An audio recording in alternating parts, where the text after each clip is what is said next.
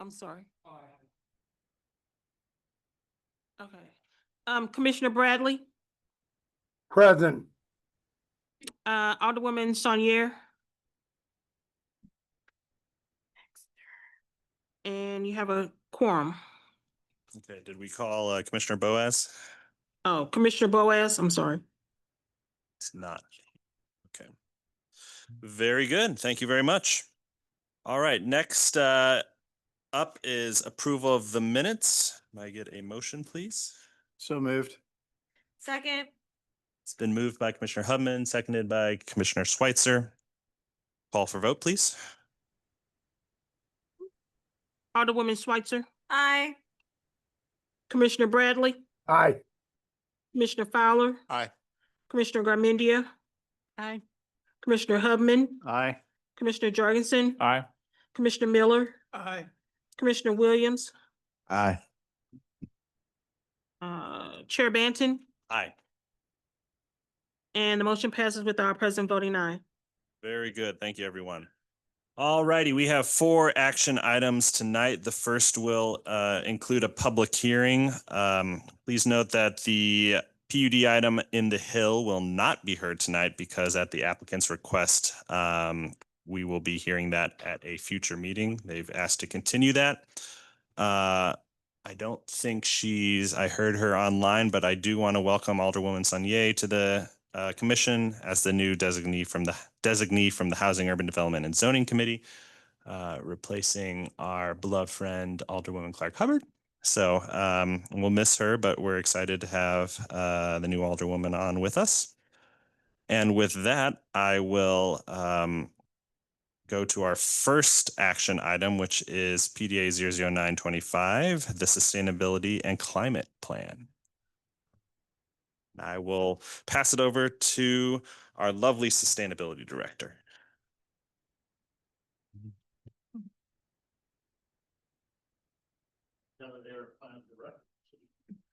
All right. Good afternoon, good evening, and thank you so much for having me. So this is a presentation on the 2025 City of St. Louis Sustainability and Climate Plan. Today, we'll have the presentation, the plan. We're going to overview the planning process, a summary of written comments and recommended changes, the public hearing, and then time for commissioner questions and discussion.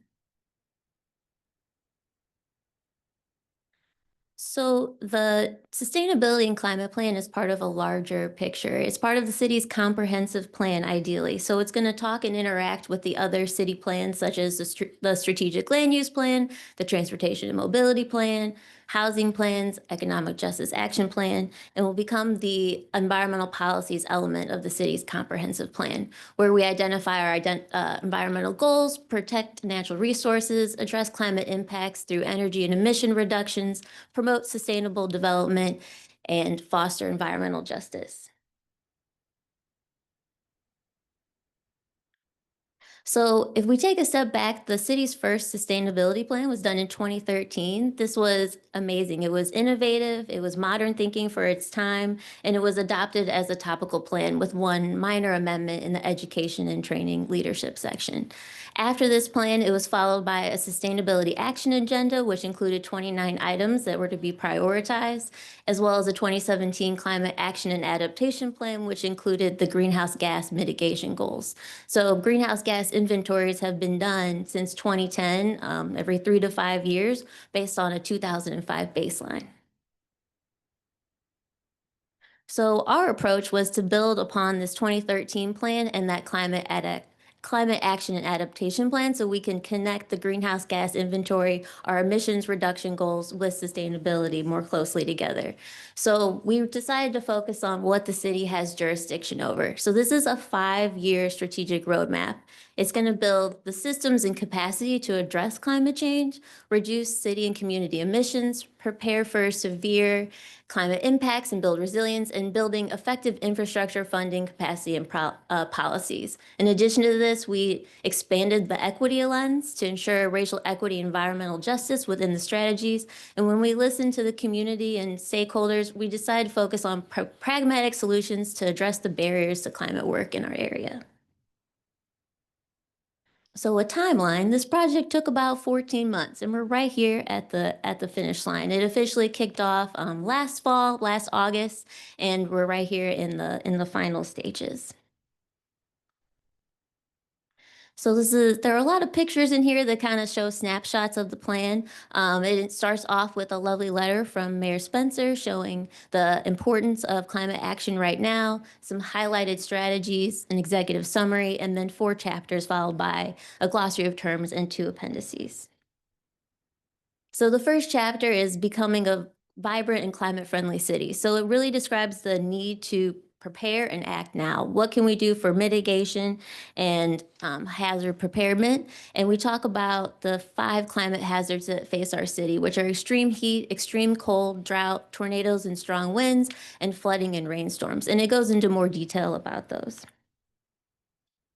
With this, we also covered the financial impacts of climate change and the risk of business as usual. So this chart shows over time the cost of climate disasters in Missouri and over time, and it's reaching upwards in the billions of dollars. So between 1980 and 2024, there were 120 weather disaster events that exceeded $1 billion in losses.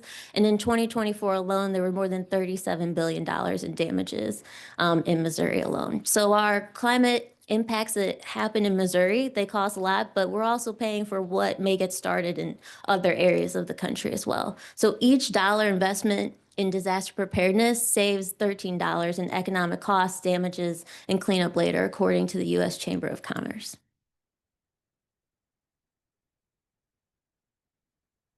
So as we were in the final draft of this plan, the May 16th tornado hit. So we took a pause, let things settle a minute and realized that, without climate action, we can't have resilience. So we decided to add an insert into this plan that included highlighting our resilience strategies and then sharing some of the impacts that our most vulnerable communities are facing. So where the tornado hit, total disaster. However, also that area was dealing with low tree canopy and still reeling from the effects of the 2022 flood. So beyond that, in those resilience strategies, we talk about the benefits of climate action, which are improved health and well-being, reduced energy burden, reduced urban heat, flood resilience, and protection of assets and investments. And then we also highlight the greenhouse gas inventory. So this plan is really rooted in what is actionable, what the city has jurisdiction over, and what is realistic in this 5-year timeline as we build to our goals of 2050. So we have those past greenhouse gas inventories where we're watching the emissions trends. And we saw that there is a 5.8% emissions reduction since 2018, which is wonderful, and then about a 24.5% reduction from the 2005 baseline. And then the image shows that in the pie chart, the blue is community emissions, and then the red is city government emissions. So we're about 2.5% of total emissions for our community.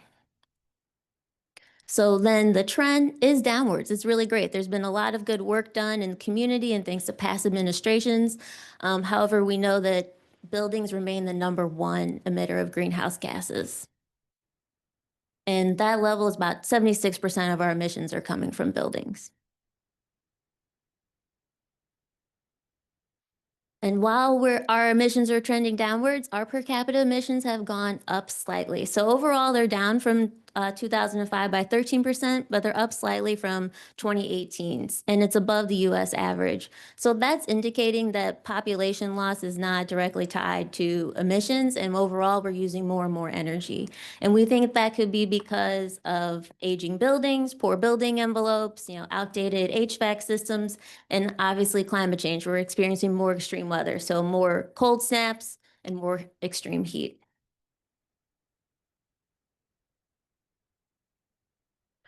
So on our trends, our business as usual leads us to just a 50% reduction by 2050. Not quite where we want to be. Our ultimate goal is carbon neutral by 2050, but we're aiming for 80% greenhouse gas reduction overall. So we have these goals in between there, but in order to actually get to carbon neutrality by 2050, We need further electrification, more electric vehicles, carbon sequestration, and more renewables. So it's important to note that our current energy mix is about 60% fossil fuels right now, 65% or more fossil fuels. So even if we electrify things right now, they'll still be powered by fossil fuels.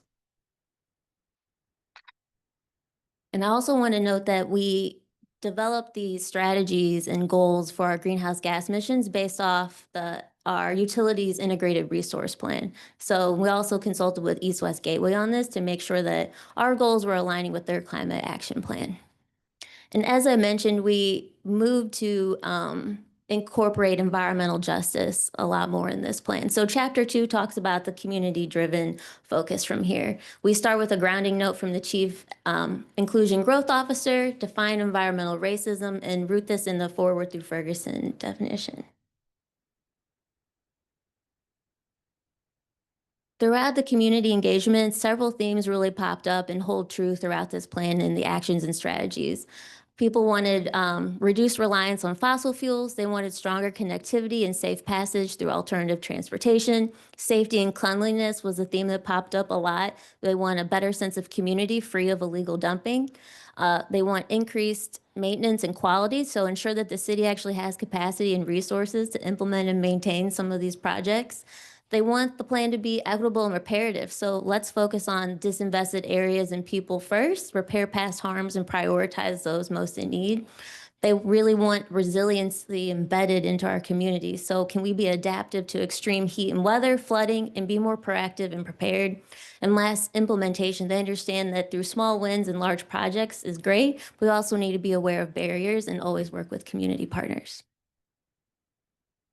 So overall engagement, we had a project website, we had our community advisory group, we held focus groups with priority communities, talked to city departments, stakeholders, and did a community-wide survey.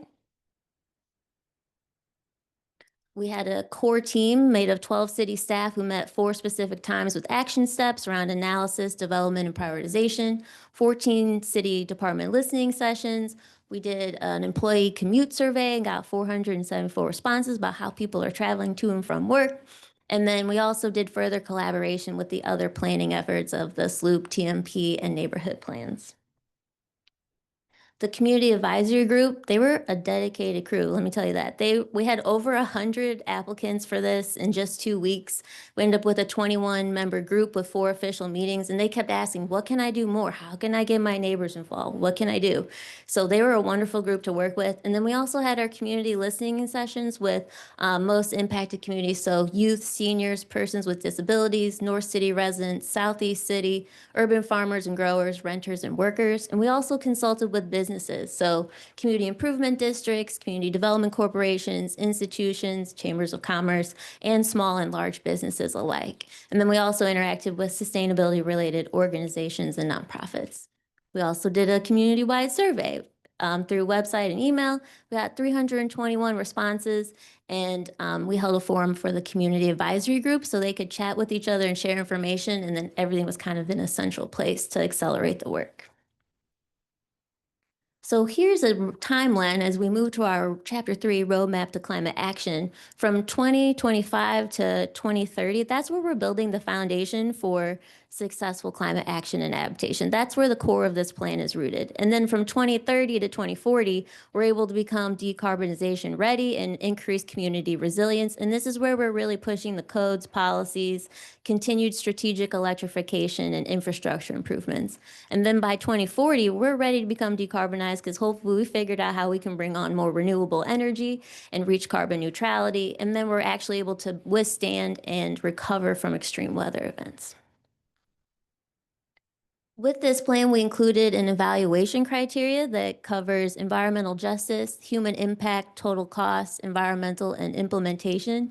And so within each action and chapter, you'll see this little kind of scorecard on the side where we cross-reference these goals with each of the priority actions. So environmental justice is going to look at like financial burden. Is this avoiding financial burdens to our environmental justice communities and removing barriers? Human impact, what does that mean for the overall health of our community? The total cost, long-term versus short-term savings, Environmental, is this improving or harming our biodiversity and air quality? And then implementation, do we have a a champion or department that is dedicated to this work? So the plan is built within 3 pillars with 63 actions and 13 goals.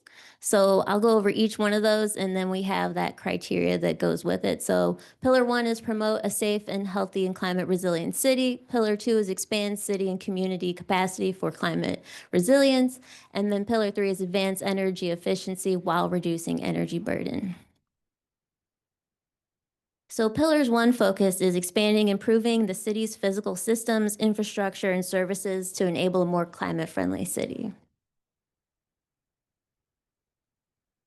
And within that, there are 5 goals. So goal A is establish a safe and equitable multimodal network by repairing 25 miles of sidewalks per year and offering 25 miles of new protected bikeways over the next 5 years.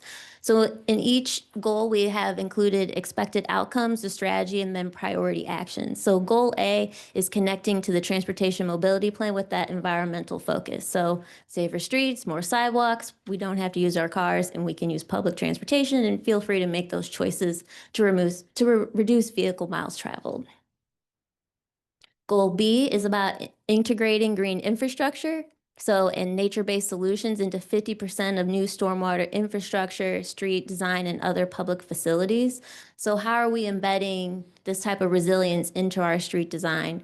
So this will support implementation and maintenance of green infrastructure, nature-based approaches across the city to protect and support public spaces in a number of different spaces.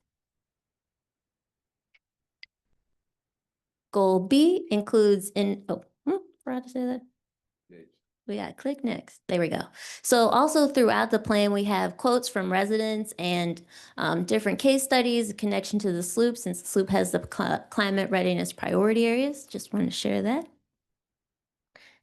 And then with our case studies, here's an example. You'll see these sprinkled throughout. So some case studies are local and some are from other cities. So we have, the great work that MSD does with Project Clear Rainscaping. There's an example of stormwater retention credits from DC, as well as green infrastructure along some Calm Street efforts in the city itself.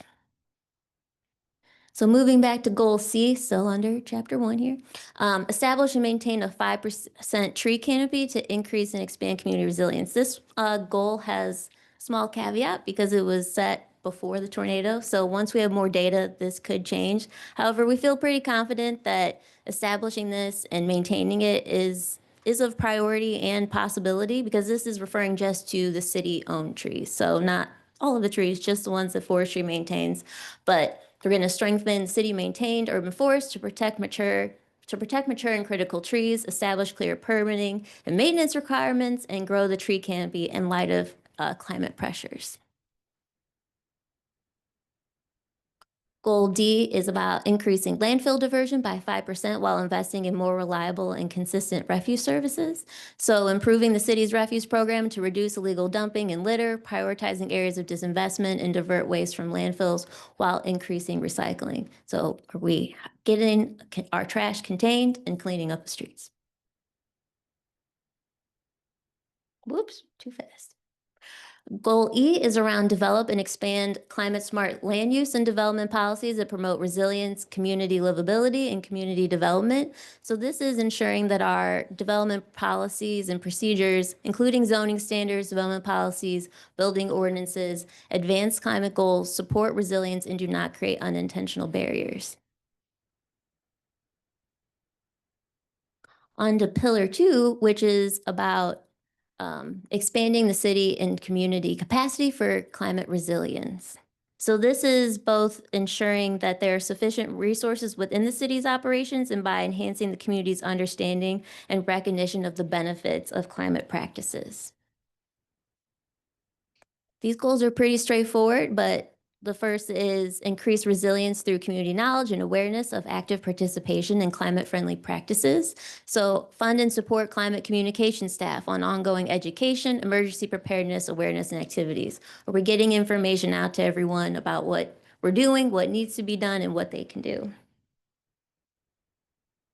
Goal G, build city capacity to implement the Sustainability and Climate Plan. Increase the number of full-time staff in the Office of Sustainability and other key staff such as buildings and facilities departments to implement this plan and build efficiency and streamline services. We also would like to create opportunities to extend city resources. So use this plan to determine key nonprofit and private partnerships and activities to capture grants and other funding opportunities with a focus on our priority areas and underserved communities. The next goal is update and refine the city systems and protocols to enable implementation of the sustainability plan. So update our data collection systems to more effectively understand, track, and monitor climate-related activities, particularly around energy use, air quality, and health metrics. So do we have enough information to make decisions quickly and effectively? And are we updating that information regularly?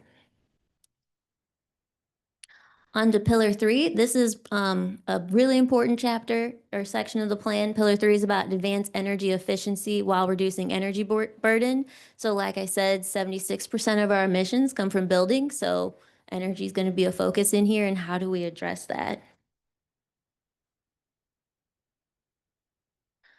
We're looking to increase the energy efficiency efforts in 5% of all buildings through upgrades, weatherization, and other improvements. So we want to make sure we're supporting a centralized resource center for residents, renters, and owners and businesses to learn how to participate in programs that are available, connect them to rebates aimed at reducing energy use and burden.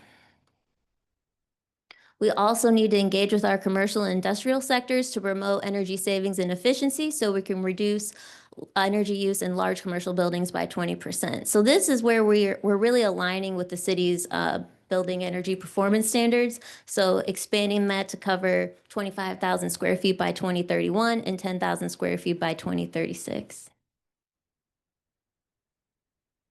We would also need to implement strategic electrification projects and prepare for full electrification. So are we becoming electric ready? Right now, we're still dependent on fossil fuels, but as this shift happens, are we prepared so we're not behind?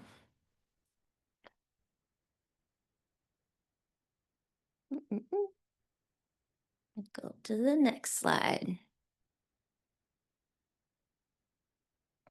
The clicker has left the building. There we go. And then goal M is establish the city as a leader in energy efficiency and water conservation in the community. So are we increasing the efficiency and effectiveness within our municipal facilities itself? So the last chapter is about implementation. We broke this down into sections of equitable implementation, funding and staffing, sustained engagement, partnerships, and tracking and reporting. And through equitable implementation, we started off by hopefully asking these 3 questions guided by the Forward Through Ferguson report. Is this transformative, urgent, and unflinching? And then we have additional considerations as well with green jobs and facilitation creation, community health and safety, cultural vibrancy, accessibility, accountability, and affordability. And then within each of these sections, there are questions that we need to consider as the actual policies and programs are developed. So this is just a small example of that, but we have some questions built in throughout this chapter. It has a lot of words, but the questions are very helpful. Next, with funding and staffing, we cover city funding, opportunities to incorporate a climate lens and ways we can fund specific sustainability and climate-related activities within city government itself. Opportunities for additional funding sources such as green revolving funds, green bonds, certain partnerships and grants, and then how do we increase dedicated staff to do this work. Oops.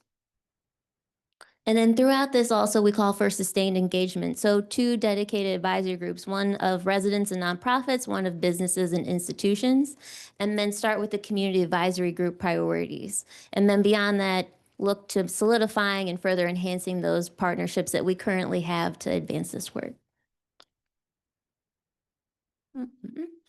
And then the last section in this chapter is about tracking and reporting. So with this, we received a goal tracker Excel workbook that has the activity, the name, the timeline, related departments, who's going to take the lead on it for each and every activity and all of those mitigation goals within there. We will have an online greenhouse gas dashboard that shows that, residents can click through, see how our emissions have changed over time and what activities relate to that. And then thirdly, we're trying to connect and fully utilize the ClearPath 2.0 Climate View platform, which is free for local governments, but it helps us lay the foundation and see how our different interventions affect our goals. And then at the very end of the plan, we have a glossary of terms in case we need clarification on a few things. Even though we tried to make this as understandable as possible, some terms just may not be as clear. We also have two appendices, one of the community engagement summary in detail, and then also a strengths, weaknesses, opportunities, threats analysis done by the consulting team. So then next we'll move on to the summary of written comments and recommended changes. We had a public comment period from September 16th through yesterday. There were physical copies of the plan distributed at several locations. It was also set up online on several locations on the city's website, emailed to our community advisory group and stakeholders, and then people could send comments either through an online form, email, phone, or even write down a paper comment that I came and picked up from those physical locations. So a general summary of the public comments, we had 46 individual commenters, 32 distinct comments, and 12 recommended changes. So a summary of the comments, a lot of people were in support and had a lot of great project ideas that were noted. Some people were wondering, why aren't the goals more aggressive? Some were wondering, is this just for the city government or the whole community? They really love supporting the tree canopy. They expressed their challenges and concerns with data centers. They asked to make sure that our colors in the plan, specifically around the implementation chart, is clear for those with color vision impairments. They asked for supporting, or they were very encouraging of more protected bike lanes. That came up several times. They asked for this to be centered in Resolution 124, which was a pathway to clean energy set up in 2019. And then we also needed to highlight the former administration accomplishments. So in order to address these, they were all kind of grouped together, but the changes were, we need to emphasize native plants when referring to nature-based solutions. We need to adjust, revise for the visual color impairments, and then provide clarity where it's noted that this is a 5-year plan, so it's not now to 2050, it's from now to 2030, and then which goals are explicitly for city-controlled areas versus the entire city. That just seemed to be unclear in a few areas that needs to be adjusted, and we would love to emphasize the success of previous leadership, and then a few minor formatting updates to improve legibility. And then the next few slides are all of the comments which were included in the packet presented. We did get a set of comments last night, which came, that's okay. They were really great. So that's why the number jumped up to 40 or 37 comments, which was lovely. So they asked for centering Resolution 124, a bold and realistic path to clean electricity. So there is no change to this because that resolution in the pathway to clean energy was one of the essential documents in creating this plan. So a lot of the strategies outlined in that are included in this. The other is asking for more advocacy work around administrative bodies and legislation. We do have advocacy included in here in one of the action items of Goal H1. They ask for more community solar, which is true community solar is currently prohibited in the state. So again, that goes back to advocacy and what the city can do and push for. And then general support of the plan. And now we will have the public hearing. Great. Thank you very much for that very thorough presentation. We do have a public hearing tonight. Before we get that going, I will ask that anyone here for the public hearing, make sure you're signed in with Michelle. We will call you up one at a time. You'll have 2 minutes to speak, and then we will move on. We'll start with the folks here in person. We'll see if anyone is online, and then we will move on to commissioner questions after closing the public hearing. So if you're online, please also indicate either by raising your hand or putting in the chat that you would like to speak. May I get a motion to open the public hearing, please? So move, Commissioner Bradley. Second. Call for vote, please. Previous roll. objection. Yes, objection, because she wasn't here. We have Commissioner that has joined us, so Okay. call for vote, please. Alderwoman Saunier, Aye. Alderwoman Schweitzer, Aye. Commissioner Bradley, Aye. Commissioner Fowler, Aye.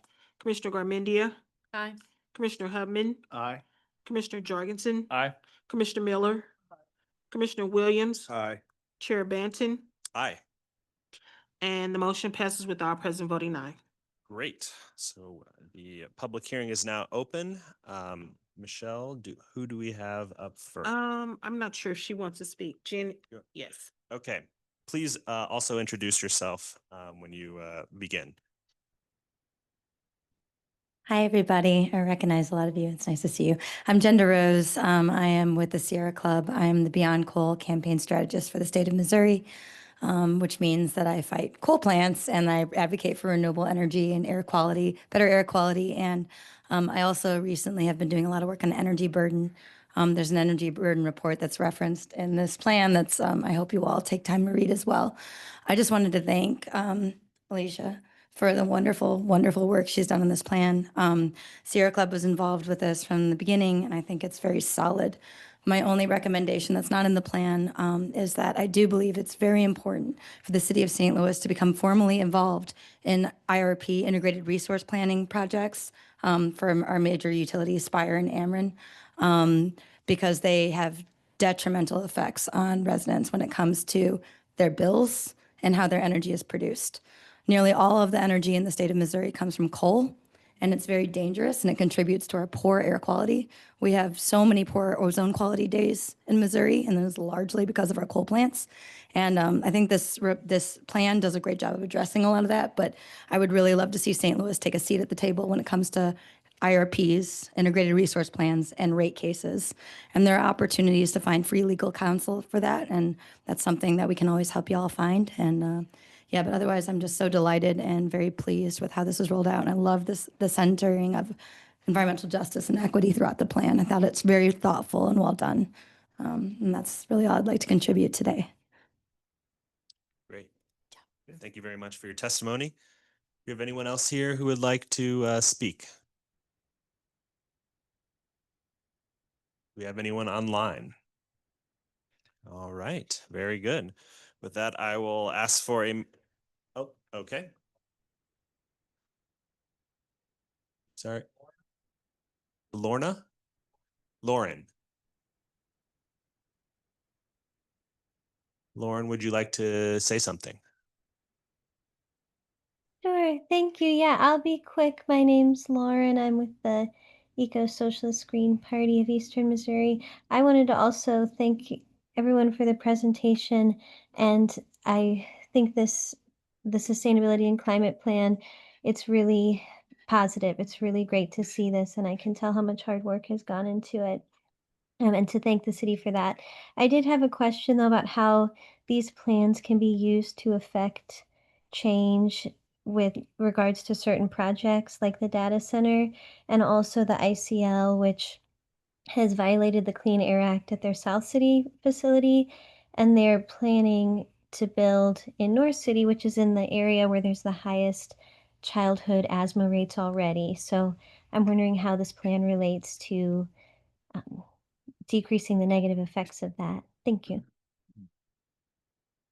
Thank you. Lauren, would you mind sharing your last name for the record, please? Yeah, it's Phila, F as in Frank, ILLA. Great, thank you. Thank you. Is staff allowed to address comments or questions at this time, or should that be done later? We could ask the questions ourselves. We'll pose some questions during commissioner questioning, but thank you very much for your comments. All right. Anyone else online?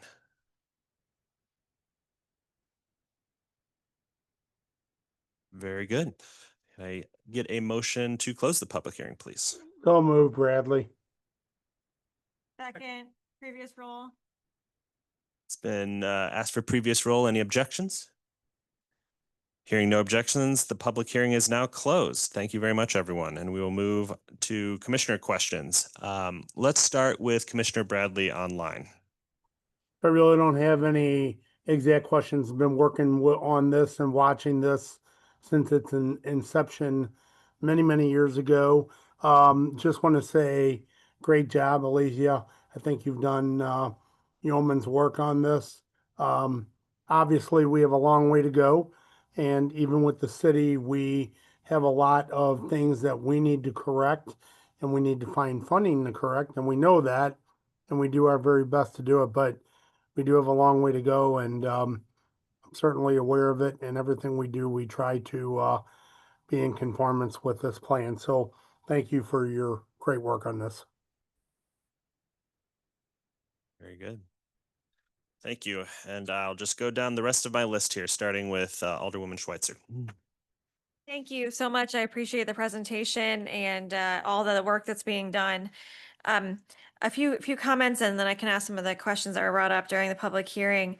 One of the things I'll say is that I agree that we need more staff within the sustainability department division in general. But when we talk about this work, we're talking about trees, sidewalks, even the police with the environmental investigation unit, refuse, different transportation initiatives.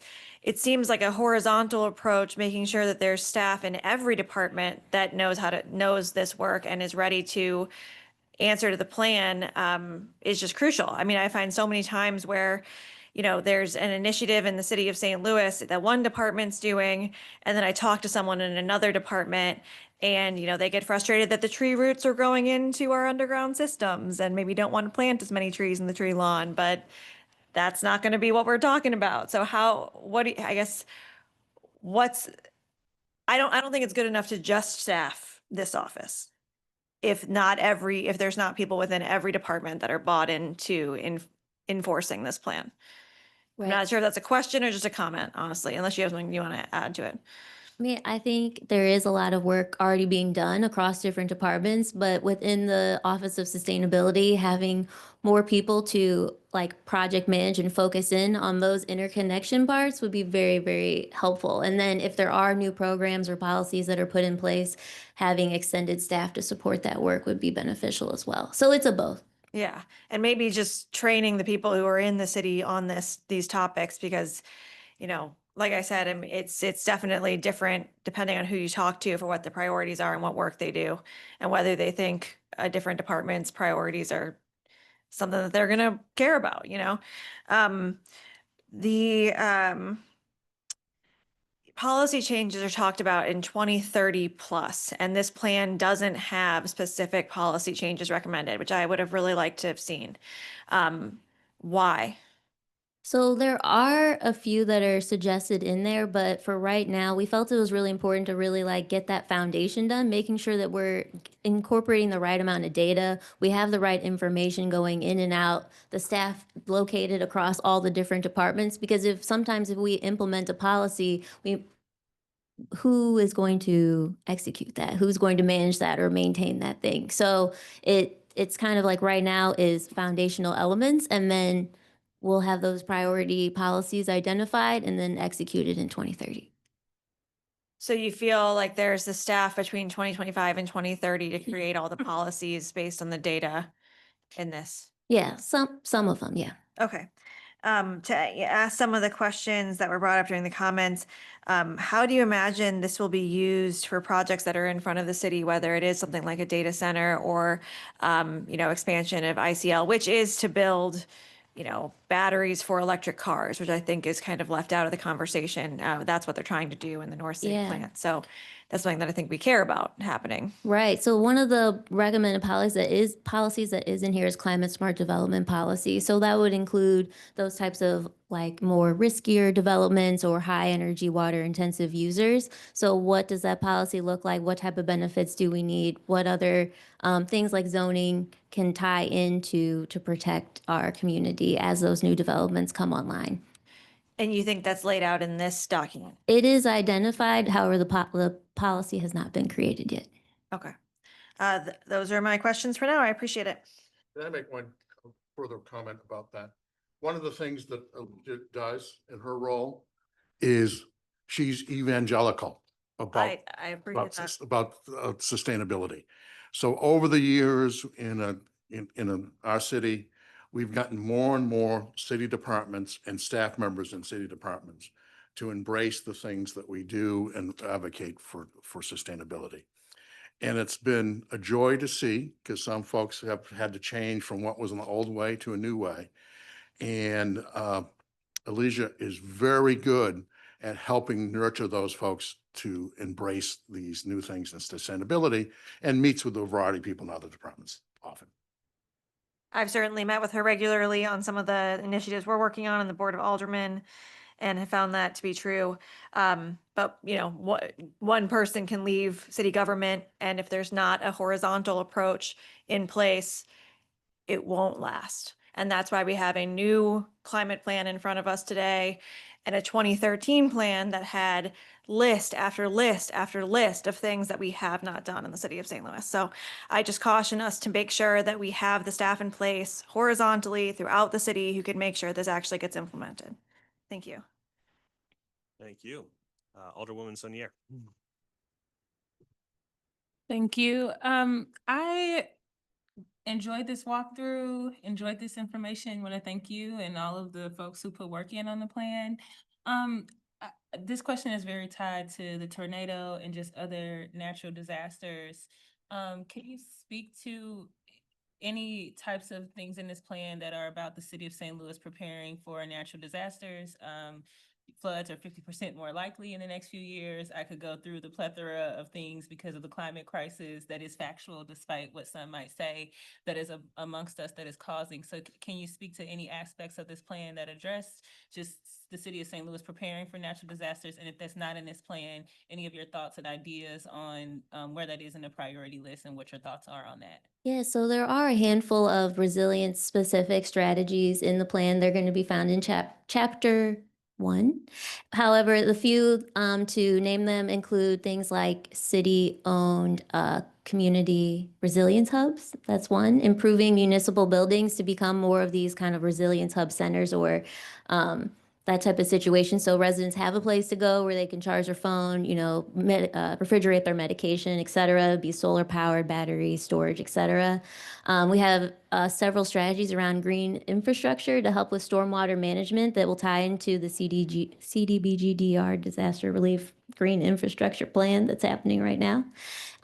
We also have, there are so many in there, and now I'm drawing a blank. I had them all in my head when you were talking about it. And those resilience plans are things that are mentioned in that.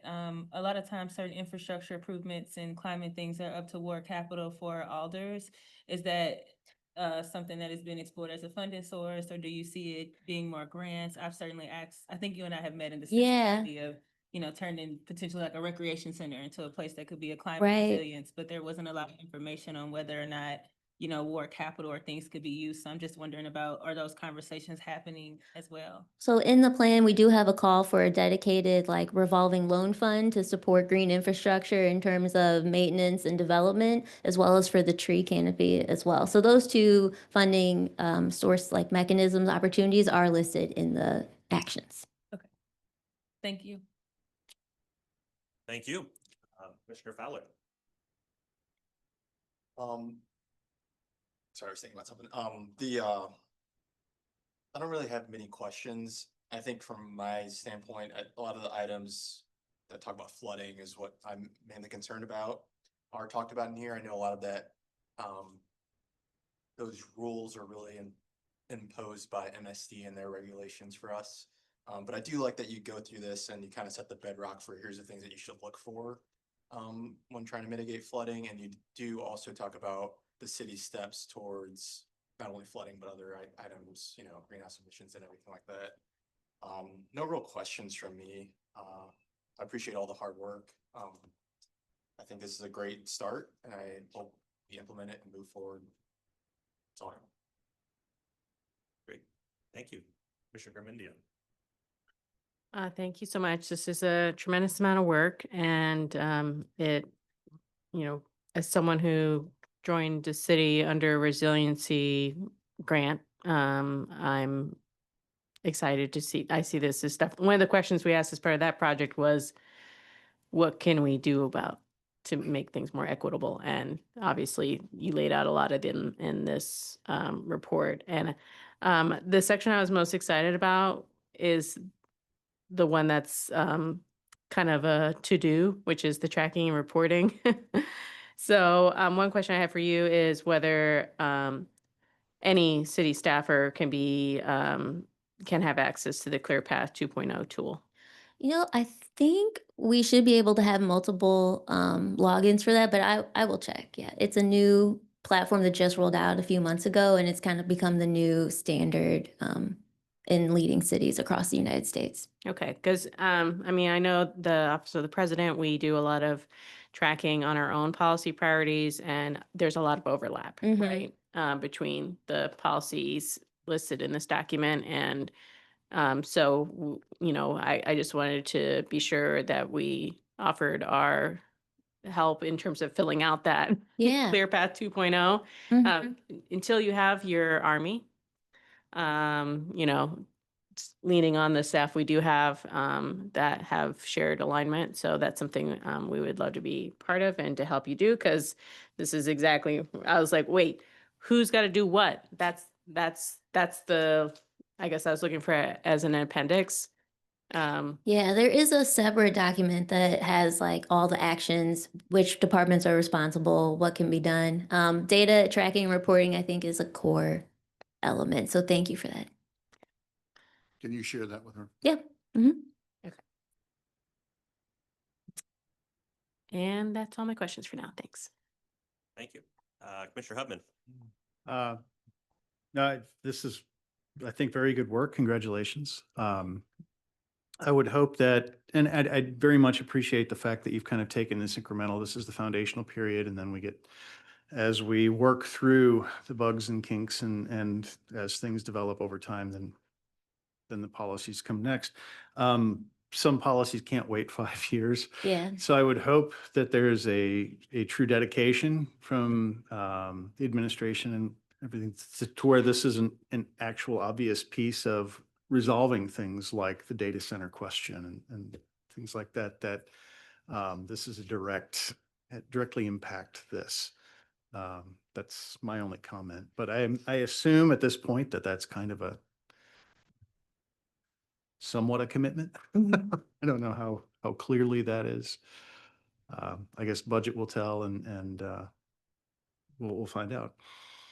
Thank you. Thanks. Thank you. Commissioner Jorgensen.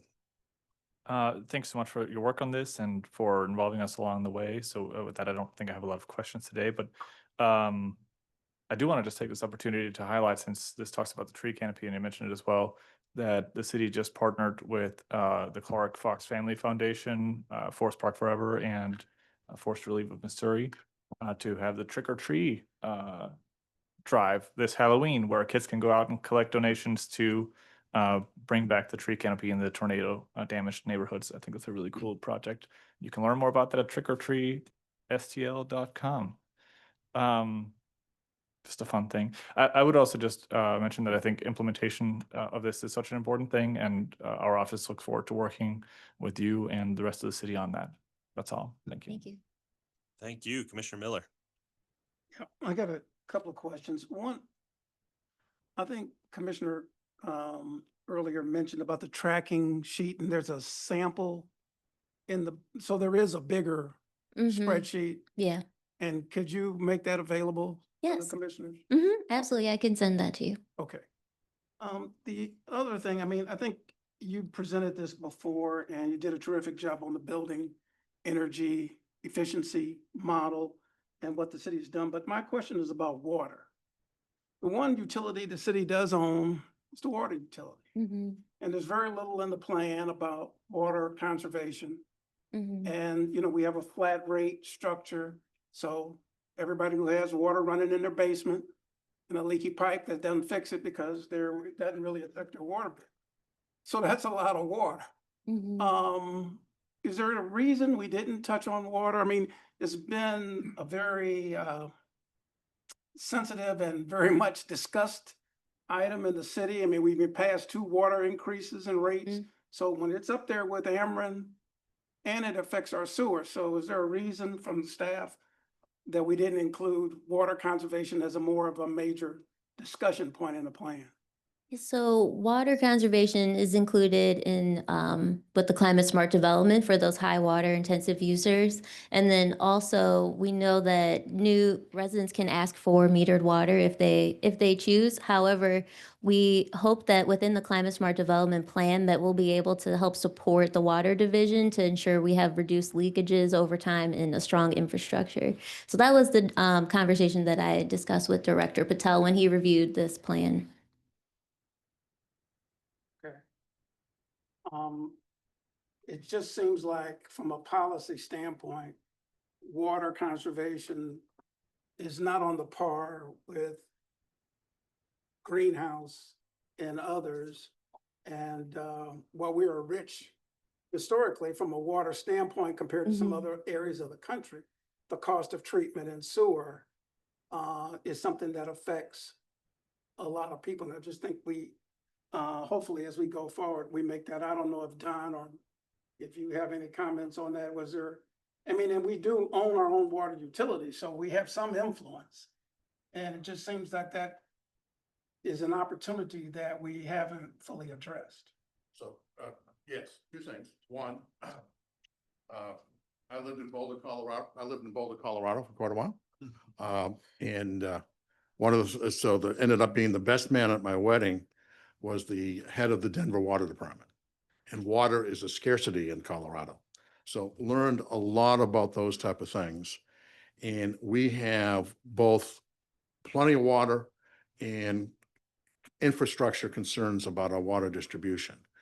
And my excitement comes from having had some conversations with the new director of the water department. He's been supportive of what we've talked to him about in terms of sustainability. And that's part of the evangelical thing to get into the programs administered by other cabinet members. So I'm hopeful. Go ahead. No, I'm hopeful. Yeah. Okay, so my other comment was about the sewer. You mentioned that the flooding and throughout the report, it's mentioned several times, the flowing, and I see you MSD participated to some degree in putting the plan together. But can we, I think there is also opportunity there. I know there's more work to be done, and you've got job security because there's a lot of work to be done on that front as well. And I saw one of the comments was about the sewer, about the runoff areas and using native grasses and other identities. Are those included? Are they included on the tracking report as well?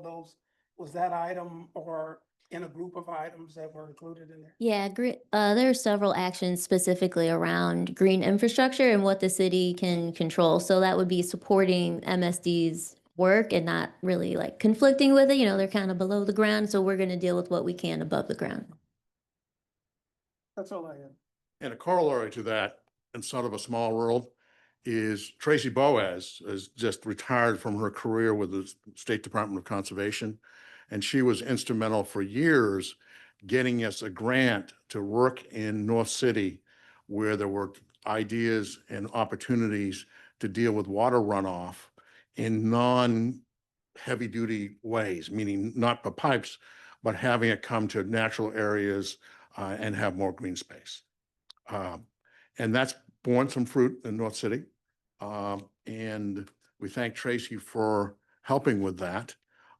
And that investment that we got as a grant during that times now goes to in part, goes to fund one of Miriam's staff members to look on the opportunity of how green space can be more helpful for our absorption of water and the water runoff tricks. And you mentioned in the plan that those areas are going to be provided for in the neighborhood plans. I think that was mentioned somewhere that there's a tie-in together. Yeah, the sloop identified like climate readiness areas based off flooding. So we're using that as like the foundation to identify those priority areas where we know there's been repeated issues of flooding. And then Andrea had created another wonderful map that identifies several compounding issues to really highlight those priority areas. And in those priority areas where there are many LRA-owned vacant lots or LRA-owned buildings, MSD helped us tear down those vacant buildings, remove the basements, and make those be natural areas that would absorb water. So there's some synergy happening with MSD in our neighborhoods, and the neighborhood planning will continue that. And Andrea is doing work. And, you know, we're really concerned because our ability to be flooded is from two things: the Mississippi and the Missouri coming by our front door and getting too high, and rainfall. And we know the rainfall is increasing, and therefore we got to be addressing that even more and more. And some of it will come from regulations related to land use. All right, thank you. Commissioner Garmendia, did you have a follow-up to the water question?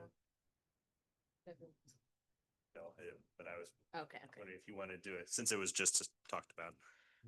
Yeah, so I had a follow-up on the commissioner's topic. And it was from one Jen DeRosa's public comment too. She mentioned the integrated resource planning that could be part of this or isn't. And I guess that brought up another, so if we could talk a little bit about that suggestion. And then one thought I was having in parallel with Alderwoman Schweitzer's comment around like the horizontal staffing. I think one area where I think there was talks about like who should be our point person with Ameren, Inspire, and you know, the water division's under the Department of Public Utilities, which is it's really just communications. STLTV is kind of under that umbrella. And it seems a little anemic. Like, could we boost that department, that side of it, to talk more about utility coordination and having that kind of relationship with Ameren Inspire and kind of advocating at the state level? So I don't know if we could talk a little bit about the role of the Department of Public Utilities. You know, I think historically maybe it had a larger role, but that's something I would love to learn more about. So if we could speak a little bit to the integrated resource planning. Yes. So every time Ameren puts out an update to their integrated resource plan, they'll do small updates every like 3 years and then large updates every 5 years, and sometimes amend them as things happen.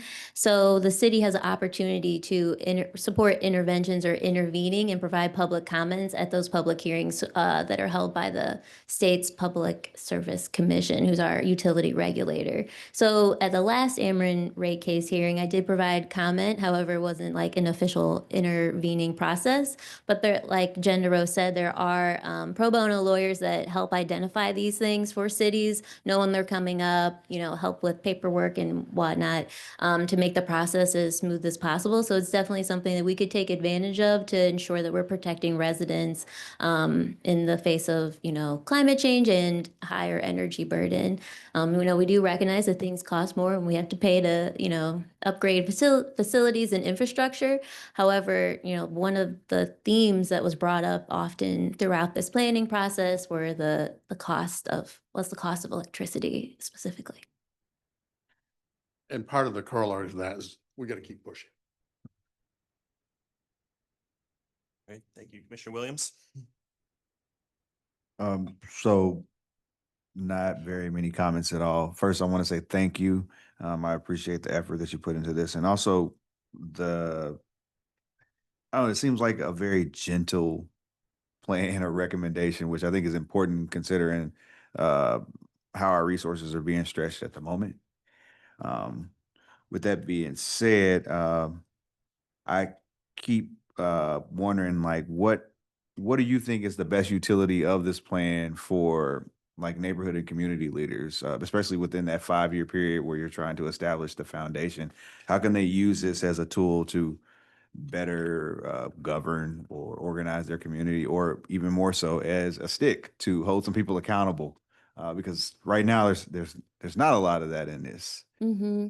Yeah, so in this planning process, we connected with the neighborhood planning group so those more specific, like localized strategies and actions that the neighborhood wants align with this plan. So they get that enforcement from the plan itself.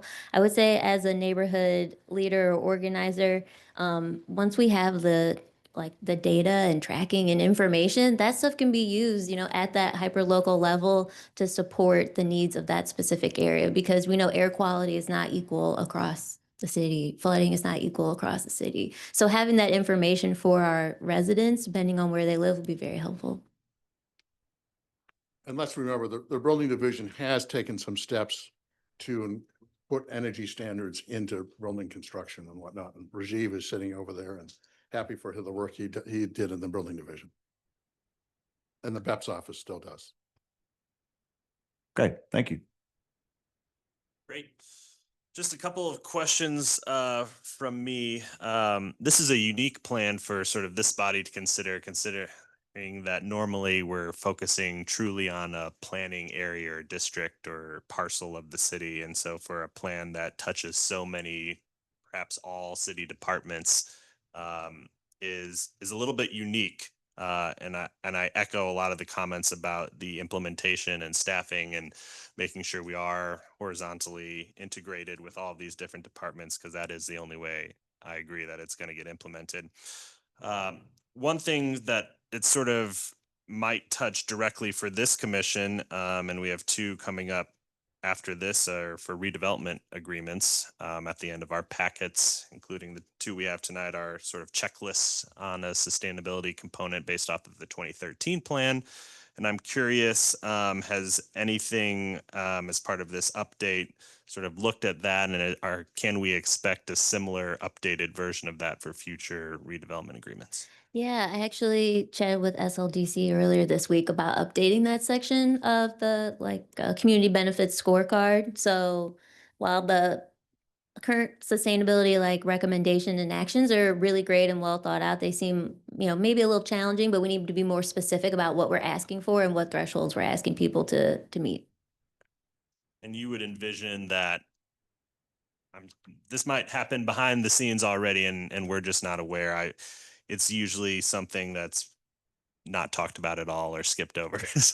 Yeah. Current redevelopment agreements, maybe there's been a project or two that have been questioned based on the sustainability check marks that it gets. I'm not sure. I'd be curious to see what a data center gets.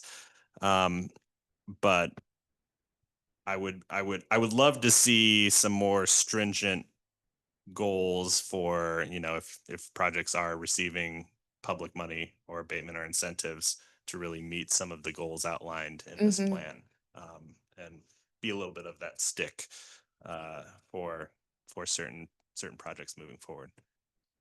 Yeah, I agree. Yeah, one of the great points and two comments to make.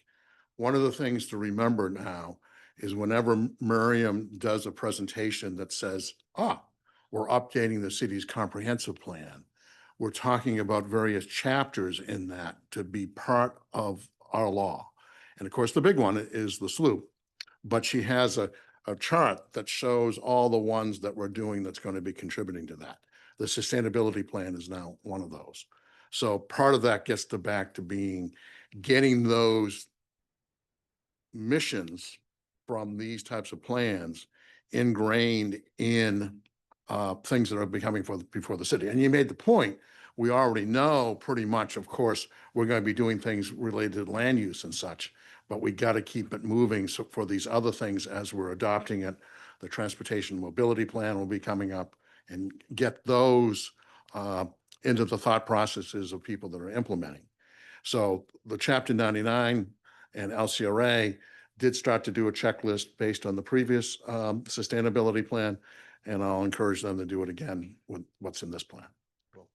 Just one last question, and not to get too in the weeds, and maybe you all haven't thought about this as much, but in terms of staffing up the department or integrating with other departments, what would be, and if you haven't thought about this, you can just say so, but what would be your ideal scenario in terms of staff members to implement this, or would there be a specific sustainability staff member in each department, or would existing department heads or staff take on this role of sort of implementing this plan? Yeah, I've thought about it a little bit, but I think it'll take some more discussion. Other cities and how we implemented the plan in the past was through like a green team that was voluntarily led. I think that worked for a little while, but then volunteers might disappear. So I think the horizontal approach makes sense. Being in the planning department, I have connection to all the other wonderful departments on this floor and the support of the rest of the team. The Office of Sustainability reached the whole department, but it would be good to have a few more people, supporting the work that we do to kind of handle more of the day-to-day detailed things. 'Cause I'm just one person, so. So two things in that. One, she's getting another staff person, but two, it really gets to be things that we have to get documented, programmed, adopted, and then where they fit in the other departments, get them going in the other departments. And, one of the things we've done in the past is certainly about electric vehicles. Very good. All right. Thank you, everyone. Maybe just formally, would you mind going over the staff recommendation for this, please? Yes, just need to click through once or twice. Yes, so the recommended action is that the Planning Commission adopts the 2025 Sustainability and Climate Plan, inclusive of the recommended changes outlined in Exhibit B as the environmental policies element of the comprehensive plan of the city of St. Louis. Is that what I was supposed to read? Yes, that did remind me of those proposed changes that were listed earlier in your presentation. Is that included in this already? Yes. Okay. Yep. All right. Is there a motion on the floor? Did I get a motion? So moved. Second. It's been moved and seconded. Call for vote, please. Alderwoman Saunier, Aye. Alderwoman Schweitzer, Aye. Commissioner Bradley, Aye. Commissioner Fowler, Aye. Commissioner Garmendia, Aye. Commissioner Hubman, Aye. Commissioner Jorgensen, Aye. Commissioner Miller, Aye. Commissioner Williams, Aye. Chair Banton, Aye. and the motion passes with all present voting aye. Thank you. Congratulations. Big accomplishment. All righty. Just a reminder that the plan unit development in the Hill has been continued to a future meeting at the applicant's request. So we are moving on to PDA 017. 4359 Lindell, Chapter 99 redevelopment plan. It's a presentation by Dylan. Good evening, commissioners. My name is Dylan Sabish, or the new commissioner. I work as an urban designer typically, but today I'm going to get to chat to you guys about a redevelopment plan in the Central West End neighborhood, particularly at the 4359 Lindell Boulevard parcel. So just to reiterate, we're going to go over a blighting study and redevelopment plan. The ultimate purpose is to review and recommend that the blighting study and redevelopment plan for the area eventually be approved, and then that be sent on to the Board of Aldermen to make that into an ordinance. All right, so a little bit of context. Many of you probably already know this site. It often is referred to as the Engineers Club, broadly speaking. The particular site that the redevelopment plan discussed is just a single parcel with an single existing structure on it, just under 1 acre. And it's roughly bound to the south. It's kind of addressed to Lindell, obviously. And then to the east is Boyle, and to the west is Newstead. And then there's sort of a public alley on the north side. And that's kind of all wrapped sort of mid-block in City Block 3908. The underlying zoning is a multifamily E district, but this is also in a form-based district. So they also fall into the Boulevard Type 1 form-based district zoning designation. Of course, like I mentioned already, it is you know, in the CWE neighborhood, which also means that not only is it in the CWE form-based districts, it's also in their local historic district. So these are two formal devices that are used. And by formal, I mean, you know, they concern shape, form, kind of repeating myself, shape, size, and general aesthetic, with form-based code being sort of more top-down, planarly view of those topics, and the historic code, bottom-up architectural view. They intersect a little bit, but there's some conversation between them. It's currently owned by, obviously, the Engineers Club of St. Louis. And they currently do not reside in the building. It's vacant, but they are looking to move out and do something with the lot. The existing structure is a mid-century modern structure, quite well received generally, I think, but it's in pretty bad state of disrepair. Just to list off some of the findings from the blighting study, the structure has foundation and structural impairments, a leaky roof, damage to the building envelope, basement flooding, and even mold. So pretty extensive. Yeah, I think that covers everything. Something I will note, though, is when you drive by the site, you might be a little confused because technically the building is on one parcel and they have an adjacent parking lot. Both are owned by the Engineers Club, and at the moment, in this redevelopment plan, only the parcel with the building on it is being considered. We'll address that a little later. The current redevelopment plan being heard here is a preemptive redevelopment plan. So that means that there isn't an assigned redeveloper.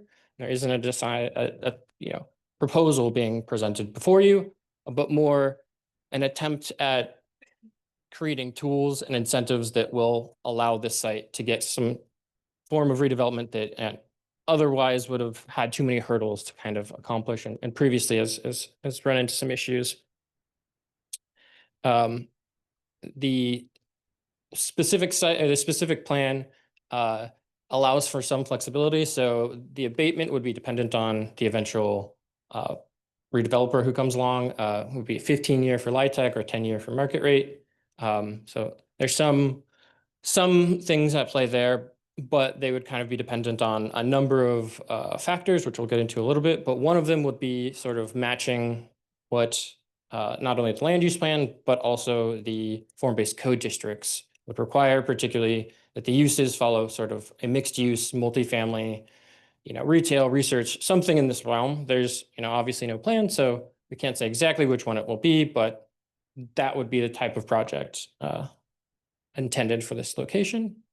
As I mentioned, this is stipulated not only in the plan, along with a requirement to, adhere to the local historic districts, but also within the design regulations, this is reiterated that any rehabilitation, new construction shall also adhere to the Central West End standards, and some of the incentives are kind of contingent upon the following this, particularly if there's any kind of demo involved, that it would have to go through the Cultural Resources Office, and they would have to issue a permit to do the demolition. The plan doesn't explicitly call for it. It's open to it, but given all that I listed, it would seem reasonable that someone might want to demolish the building. There's also landscaping and sidewalk requirements. The landscaping requirements are required before the permit, and it's a landscaping plan. I won't go into all the details, but at least 50% of it has to be native planting, and it can't have certain plants that the Missouri Department of Preservation kind of deems noxious or dangerous, and many more. But there's also requirements that all sidewalks be replaced and repaired, and the necessary upgrades be made so that it's ADA compliant, which is also very important. And then even a provision for public improvements, particularly in the utilities, and those would be bore by the redeveloper. So as I noted, it is part of our job to determine how well this plan conforms to a strategic land use. It falls into an area called the Central Areas West, which is broadly categorized as a sort of mixed use region with buildings ranging from 20 to 30 stories tall, and utilizing a sort of emphasis on very urban character. So highlighting the connectivity of the transit network and clustering of commercial businesses. with particular emphasis on walking, biking, and taking transit. There are also a few noteworthy priorities or key goals for this particular designation, and they include the creation of safe, accessible spaces, build from and improve on the assets that already exist, and to also foster places that bring more jobs. As we've kind of already briefly touched on, all of the uses that would be required by the form-based code and also the underlying redevelopment requirements would kind of go hand in hand with that, along with the urban design regulations, which would further support and parallel those particular requirements. All right, we're going to go on a quick tour of the site. It's a pretty interesting building. Sadly, I am not allowed to go in the buildings, so I only took outside pictures. This is the view just of that particular parcel, so the parking lot's cut off a little. This is the front of the building, looking at it from Lindell. This is the rear of the building and the parking lot, looking at the back entrance, I guess you could call it, from the alleyway. This is the east-facing side. So I'm in that parking lot, looking at the east-facing side. And then this is the west-facing side, which touches Rosati Kane, so I couldn't quite get over there, but you get the picture there. Before I jump to public comment, though, I do know that Alderman Browning is on, and he might want to make a few comments because this falls in his ward. So I'll open it up to him.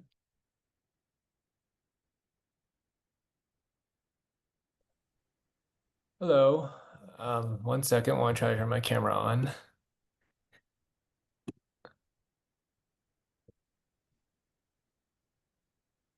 Okay, can you all hear me? Yes. Great. Okay, so first of all, I just want to thank everyone for being here tonight, and any members of the public who may be watching. Good evening to you all. As the alderman from the 9th Ward, where the Engineers Club is located, I view this as my responsibility to help improve the ward and address long vacant buildings. Also help our tax base grow and encourage best land use within the community. This building has seen its fair share of development proposals, but nothing has gotten to the finish line, and time is running out for the original owners of the building. If you can hear that, that is my cat. But the Engineers Club still owns it to this day, and the club approached me more or less when I was first elected in 2023 to discuss this building. They are ready to move on from it and find themselves really stuck underneath it. They've tried in earnest to sell this building, and they've seen several developers come and go, really doing their due diligence, but ultimately they move on because this is too difficult of a project to achieve.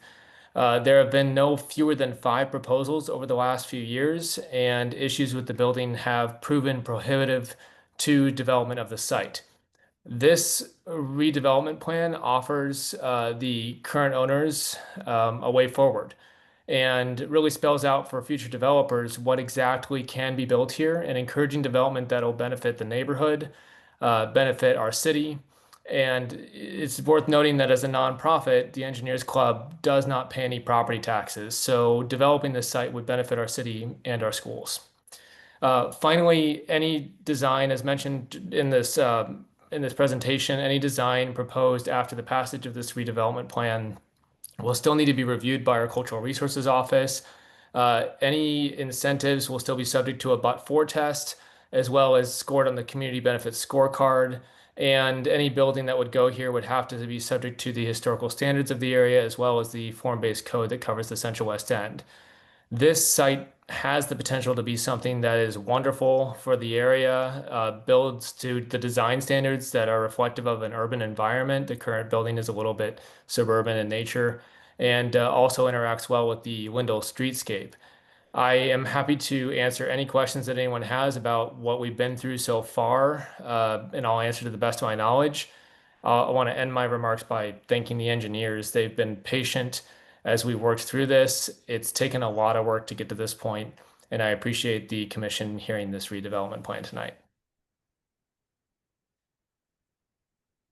All right. Thank you very much, Alderman Browning. Thank you. We might, a couple of commissioners might have some, do you have any time constraints? I do not. Okay. We might have a couple of questions for you as we go down the line here.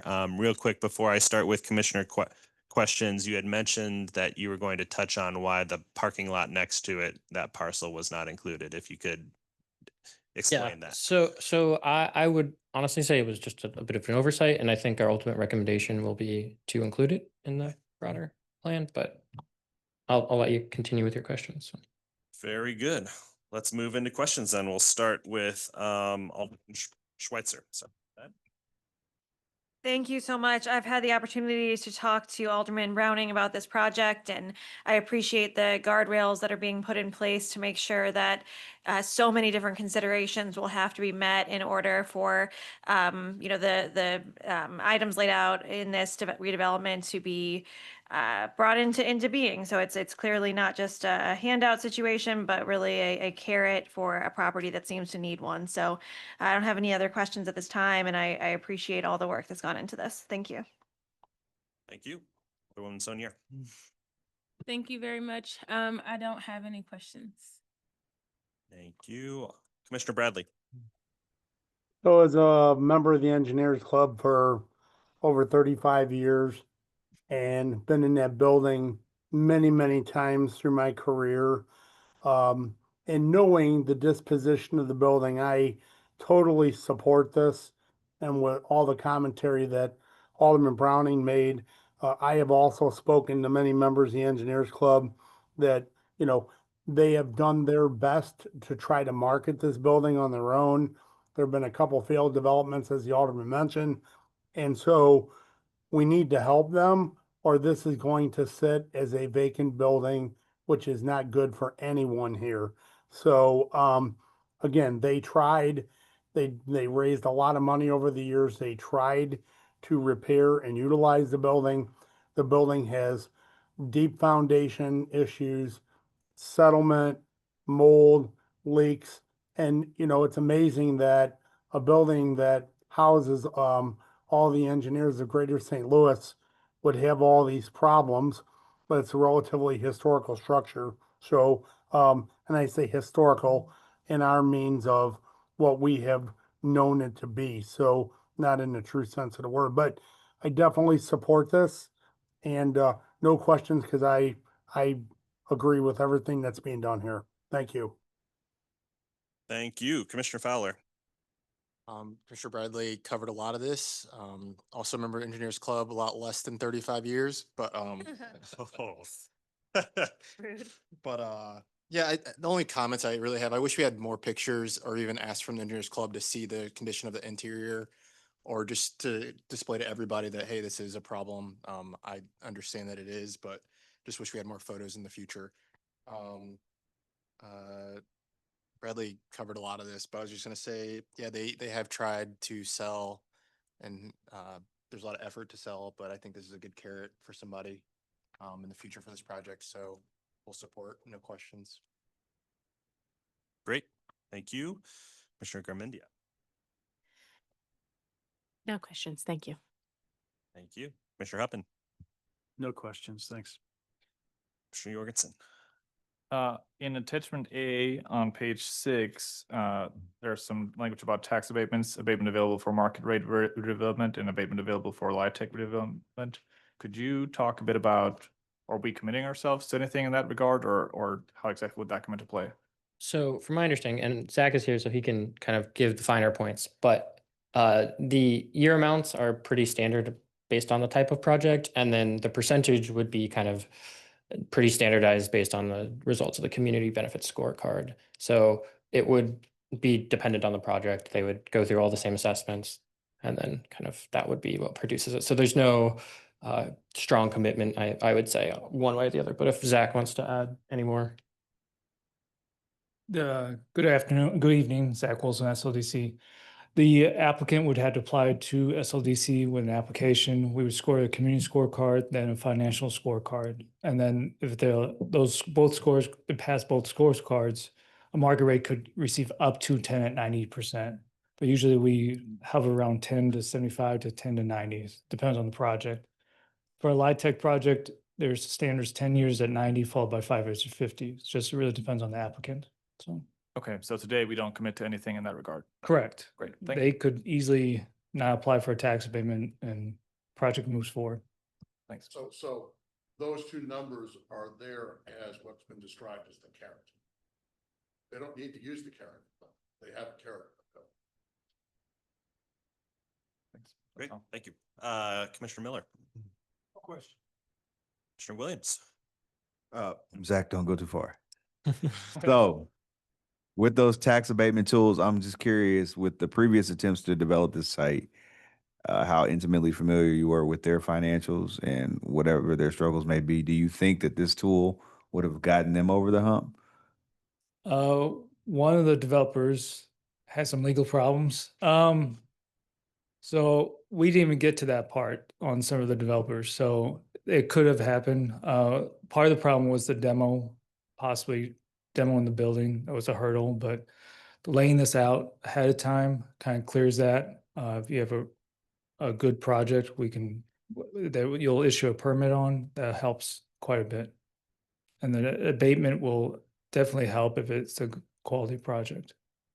So I think it was two other attempts with this. You never really got to.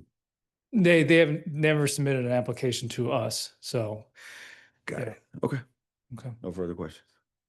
Great, thank Previous you. developers have gone to try to get building permits. The most recent one got into legal trouble. Right.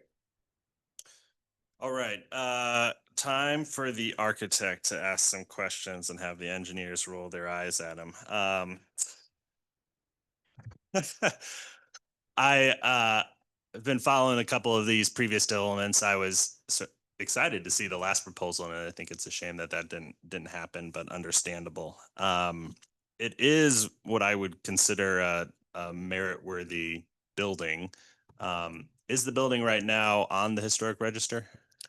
I don't believe so. I do think it falls on the city's top 20 of mid-century modern historic, but that's not an official, that's a sort of internal designation of like items that we think are important, but there's no legal mechanism to Got it. contend Yeah, with there, I aside from the local historic district. I remember hearing that it was on that list of mid-century modern buildings. I do think it's a cool looking building, and I also completely understand the difficulties of redeveloping such a unique building that can pose for a site and a redevelopment. Looking at this redevelopment agreement, it does allow for demolition, which to my understanding and conversations with folks here tonight would mean that any demolition request, should all the conditions be met in the redevelopment agreement, would not have to go to the Preservation Review Board. Oh, they would still be reviewed by CRO in their traditional process. What? Yeah. So it still has to follow historic district standards. Well, yes, but Yeah. a demolition request would not be necessarily have to be reviewed by the Preservation Review. Perhaps Miriam knows a little clearer what the question might be. Go ahead. You tell them the language that relates to demolition in the chapter. I believe it's, I don't have it in front of me, but it's applied for a permit and issued a permit for a building permit. So Correct. it has to meet those standards before a demo permit is allowed. Yeah. Has to get a building permit. Correct. For the demo. Yes, that's Correct. my understanding. Yes. But the question is, it would not have to go to the Preservation Review Board. Once they get a permit, I do not believe so. demolition No, appro- correct. would be approved. Right. Okay. So, I think there are the two parts of this that touch the kind of historic standards in the city. One is the demolition request, and the first criteria in those standards is demolition called for in a redevelopment plan. And so since this would satisfy that criteria, the demolition would not be a major, it would not be a debate. If somebody is seeking a variance from the local historic district standards, that may still be an item of consideration, but not the demolition itself. yes, Oh. got it. So those construction plans will be reviewed and approved before the demolition review. So city processes, including cultural resources. Got it. So, I don't personally have an issue with allowing demolition of the structure, especially it sounds like all the necessary sort of guidelines are in place to ensure should a proposal come to redevelop the site, it'd be a decent project. I do have a little bit of an issue of allowing that without necessarily encouraging use of an existing building, especially when it's a building of merit, in my opinion. And I think that some language could be added to this proposal that doesn't at all prohibit demolition. I think that can still be in there, but some language could be added that might encourage adaptive reuse of the existing building, just so that that doesn't take that off the table. And I think that allowing also, or including that parking lot site next to this site would also make that a little bit more of a possibility. My question is could language be added, for example, saying something like adaptive reuse of the existing building or a portion of the building is encouraged, just as a line item in sort of the demolition section, not necessarily crossing out the possibility of demolition. And my second part to that is, could or has there in the past been any incentives as part of redevelopment agreement to reuse an existing structure? For example, in this case, the building takes up a large portion of the site, and should a developer choose to redevelop that as sort of as was in the last proposal, that might affect the buildable area on the rest of the site where they could get less units on the site, for example. So could there be an incentive saying, should the developer reuse a portion, or the whole or a portion of the existing building, that would not count against them, for example, the floor area ratio of what they could build on the rest of the site? So Yeah, go ahead. Help with a little history of the site. So I'll be the person that will want to hug the building. It's been through many processes, and the most recent was not calling for the demolition of the building because of adaptive reuse and building on the other site next to it. That still ended up being a discovery of another big hazard on the existing site. That was unfortunate. Plus, the end of this is that proposal, which also used the abutting property, the adjacent property, didn't get it. So we're back to where we are now. Now putting incentives on the property proactively in advance. I'm not sure I'm completely following that Means comment. a number of things have failed there, Right. including one that included building something new, Right. and adaptive reuse. That also failed. So now it's back to that developer's gone, putting incentives here to see what they can get.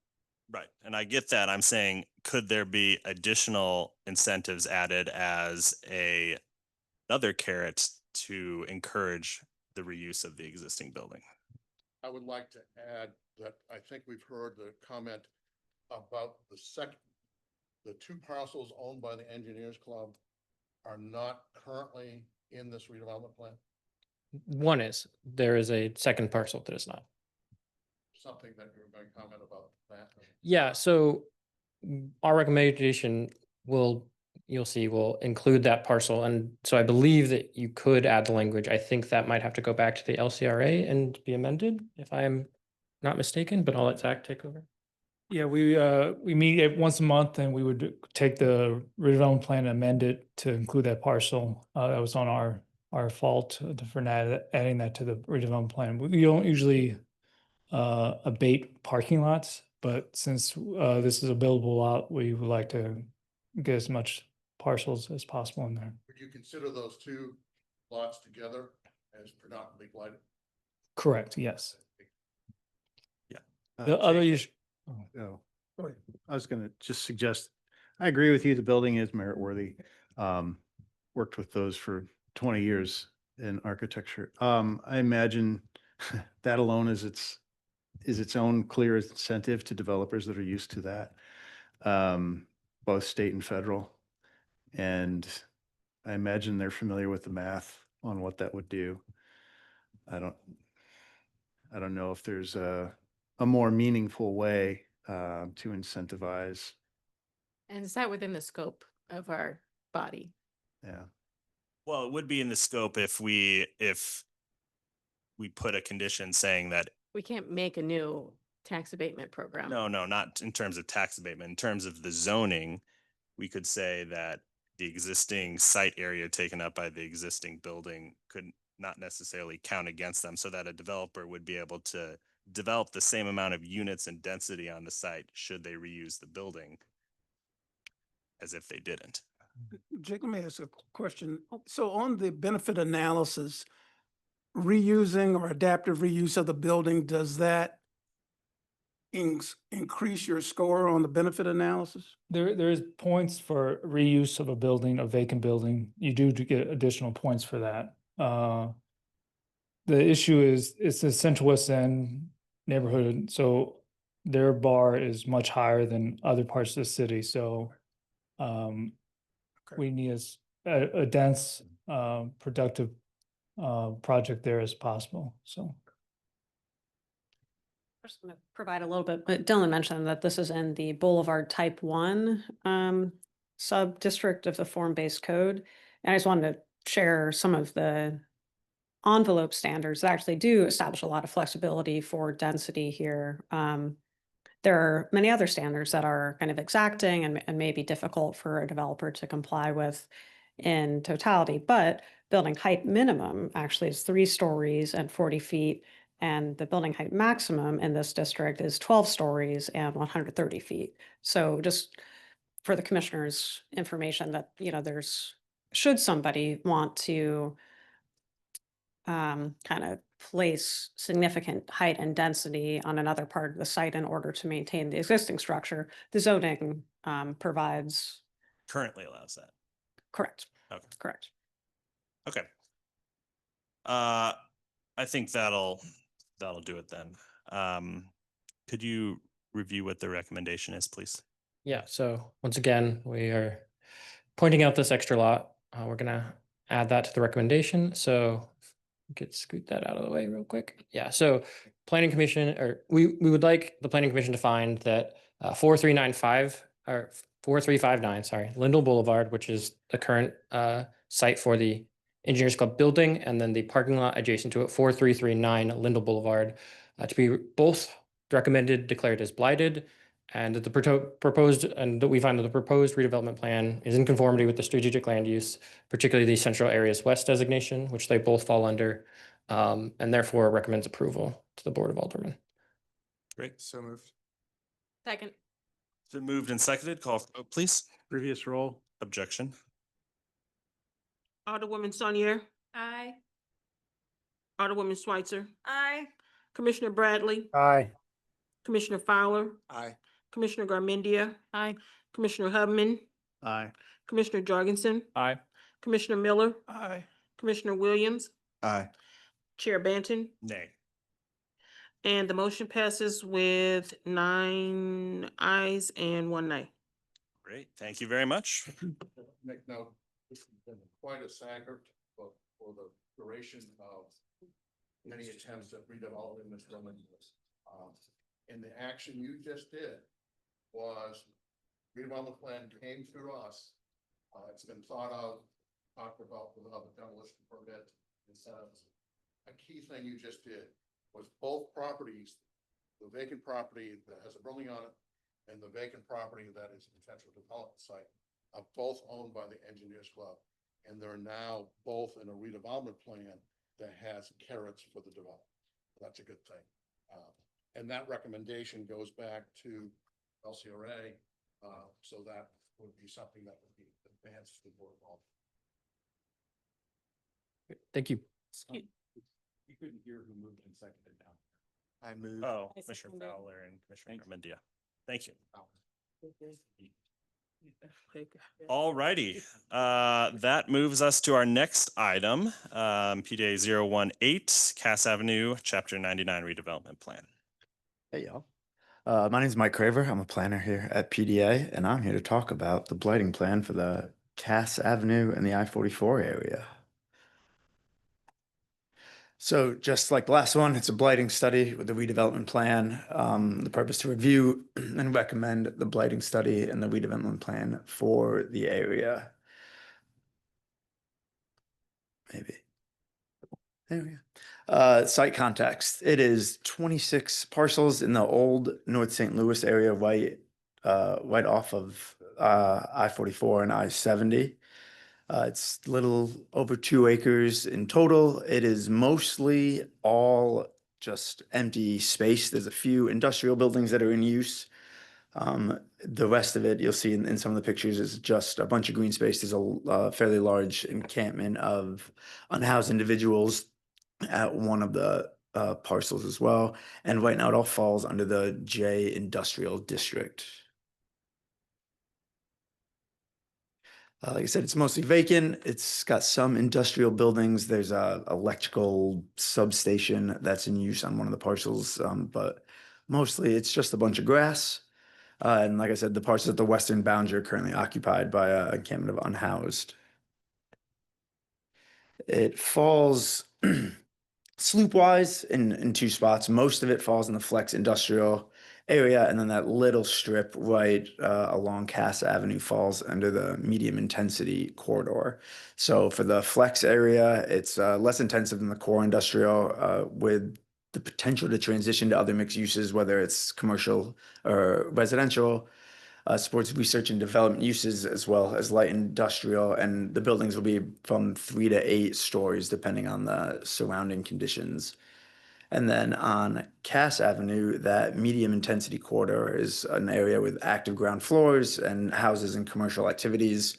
We'll get to it in a little bit, but this area might change sloop designation wise in the near future. Also, this falls on a bunch of stuff. It falls in the plan for the Fifth Ward neighborhoods. This area in the plan is very light. It mainly just calls for all light industrial that can remain to be preserved, and for the consideration of a high visibility commercial building that would benefit right from coming off the highway. But just like the Project Connect one, it also wants to be a primary target for developers and use that area, especially right on Cass, for some commercial projects. It falls within the draft of the Project Connect plan in 2 little spots. Cass Avenue is considered a connective, or wants to be considered a connective corridor for a high volume mixed use that connects neighborhoods and prioritizes traffic improvements. And then right above that, the red outline is the high priority, or the red circle rather, is the high priority opportunity site. Is underutilized sites for major redevelopment right off there.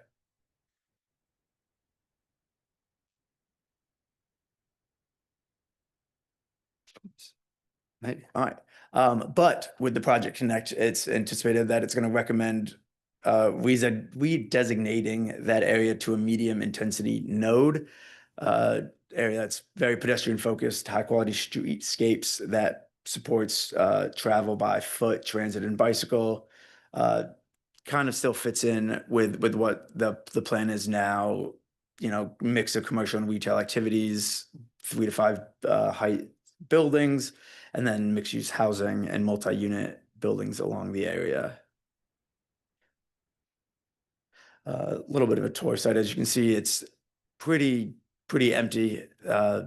These were, I don't think there's any actual building there that's besides the electrical substation. There's, if you kind of look all around, it's just all empty lots that are overgrown concrete slabs for the most part.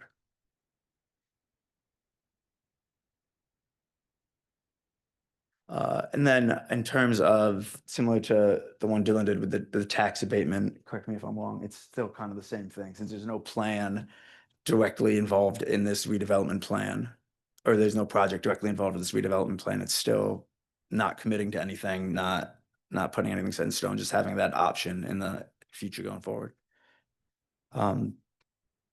I think that's it for me. If y'all we can start with questions. Great. Thank you, Mike. We'll go down the list again. Alderwoman Schweitzer. Can you go back to the slide about the 26 you said 26 properties? Yeah. Whoa. Maybe. We'll get there. All right. That one? Yeah, then maybe one further back, I think it had some more information about each of those properties, or was it the next one? Oh, shoot then, that way. That one? Mostly vacant land with, okay. So I guess I'm interested in the industrial buildings that are in use. How do those play into the plan? So for, at least for the Fifth Ward plan, if you want to use that, that recommends that they all stay in use if they're in use. For this one, I don't think there's an actual plan one way or another to, I would just assume keeping them along with the neighborhood plans that are in place. Okay, and they are familiar with this effort, or have they been engaged already in this work? I have no idea. I can.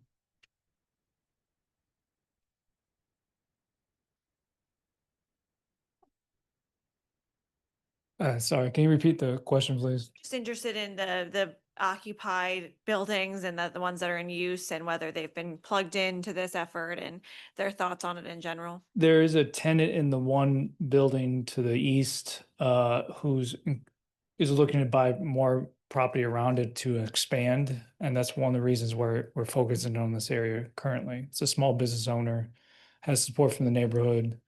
It's still in the early stages. So that's one of the reasons we're looking at this area. And just to confirm, did you say if this was targeted for industrial?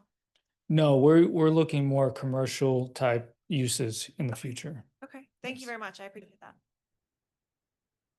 Thank you very much. Sonia? No questions. Okay, thank you. Commissioner Bradley. I have no questions. Thank you. Commissioner Fowler.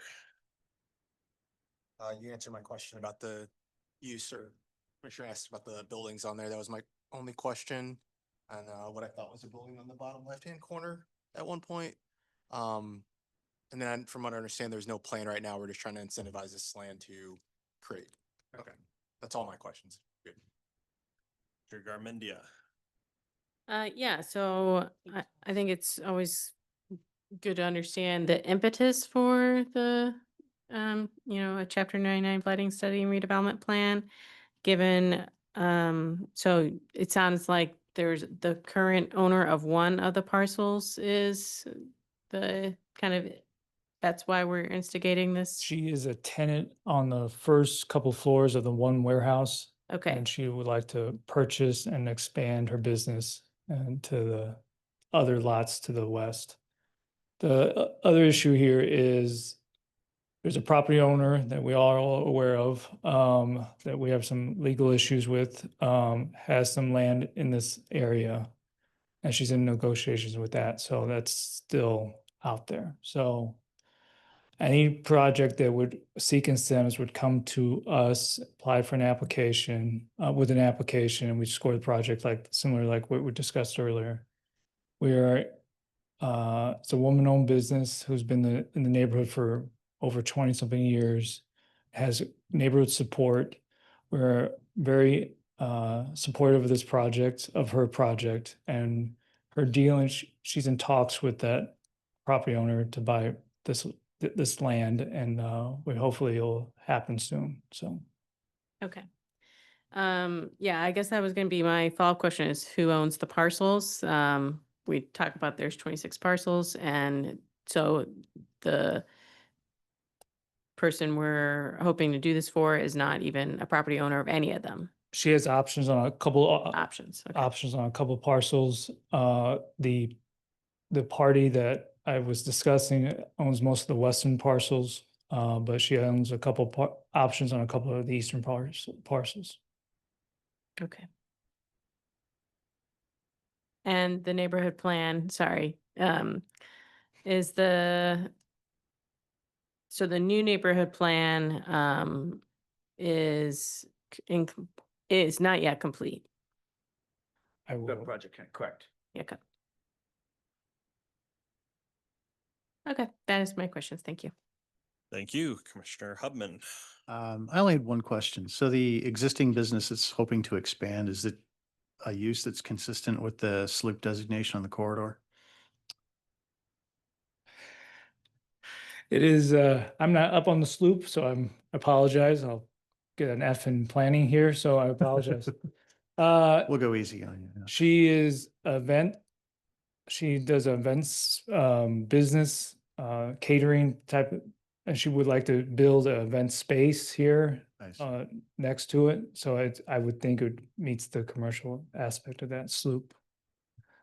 Tell me if I'm wrong, Miriam, sorry. You're not wrong. Yeah, I think the kind of existing uses right up on Cass are very much in keeping, and the property owner we're talking about has engaged in the neighborhood planning process, and part of that recommendation to redesignate to the medium intensity node is kind of based on now having a little bit more information about her plans and the opportunity here.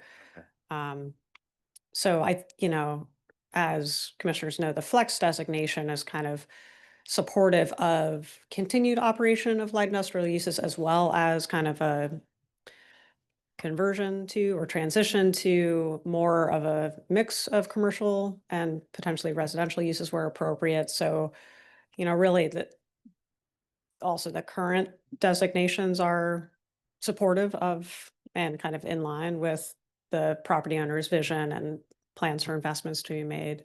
So yes, but I think the redesignation that the neighborhood plan is likely to propose probably better reflects the opportunity at this major, node. Thank you. In the city. And Marion, I'm correct, isn't it, haven't you and the zoning office had some preliminary conversations with this potential developer?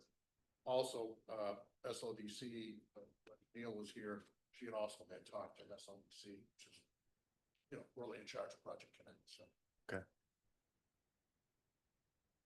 Great.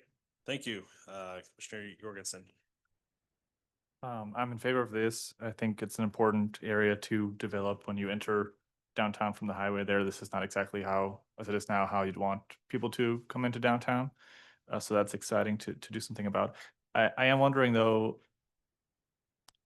I have a slight concern that maybe you can address.